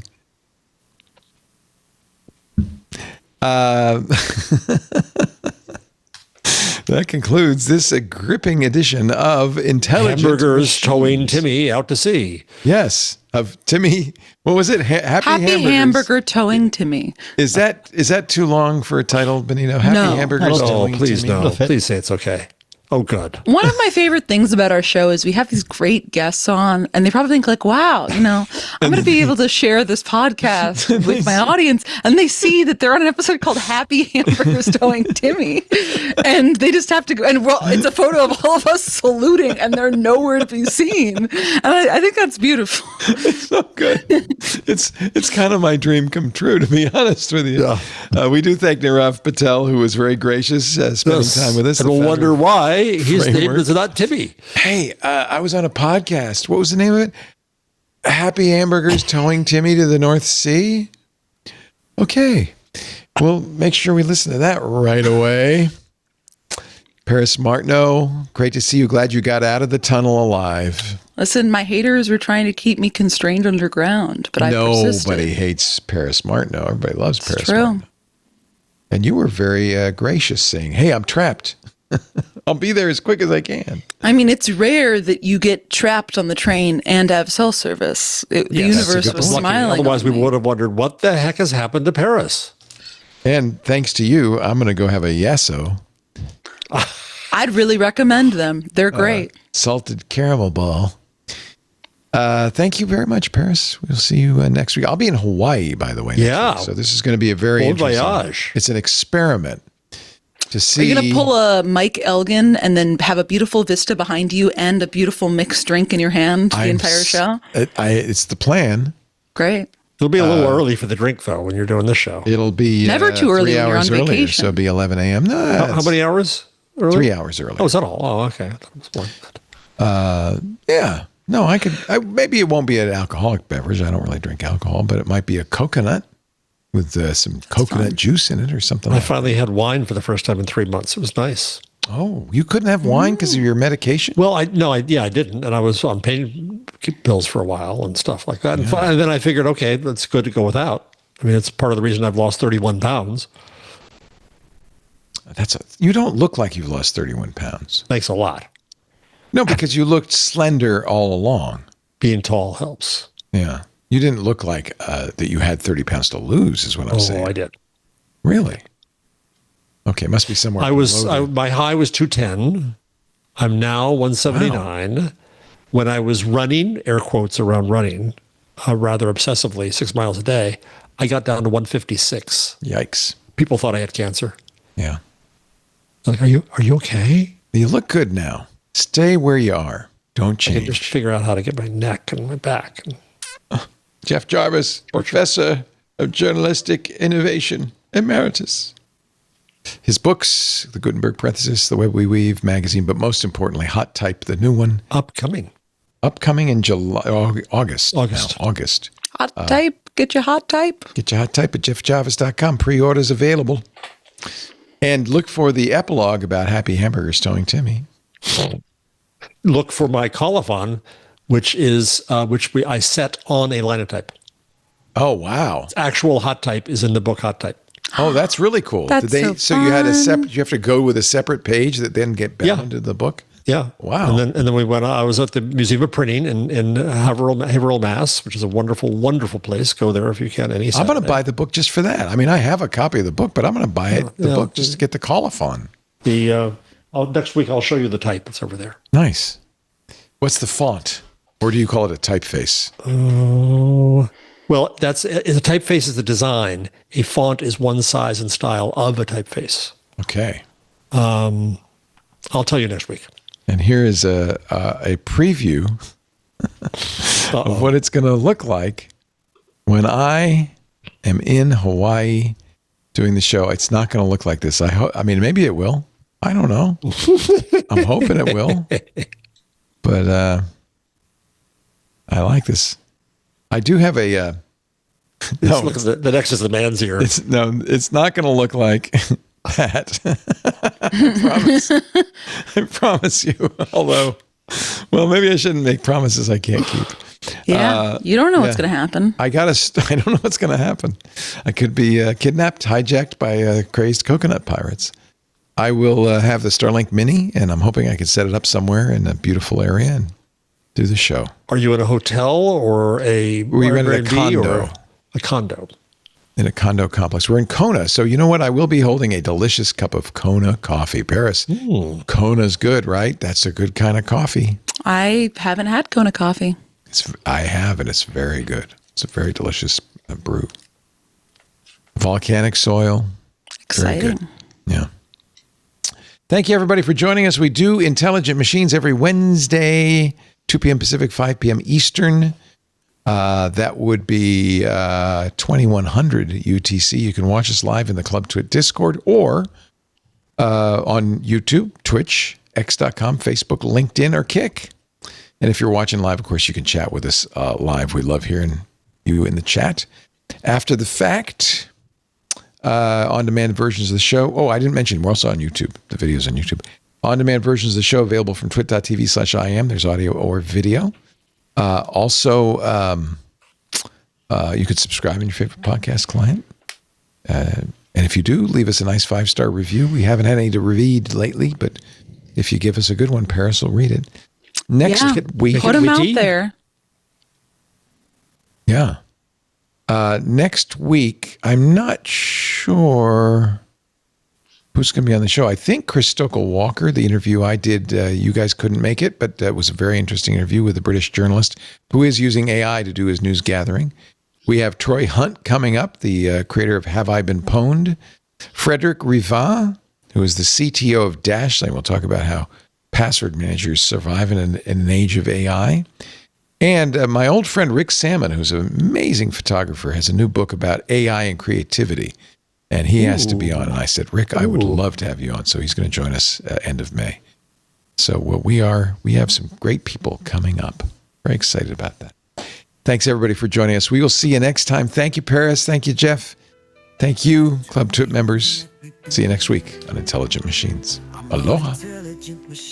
Hey, everybody, it's Leo Laporte. You know about Mac Break Weekly, right? You don't? Oh, if you're a Macintosh fan or you just want to keep up what's going on with Apple, this is the show for you. Every Tuesday, Andy Anako, Alex Lindsay, Jason Snell, and I get together and talk about the week's Apple news.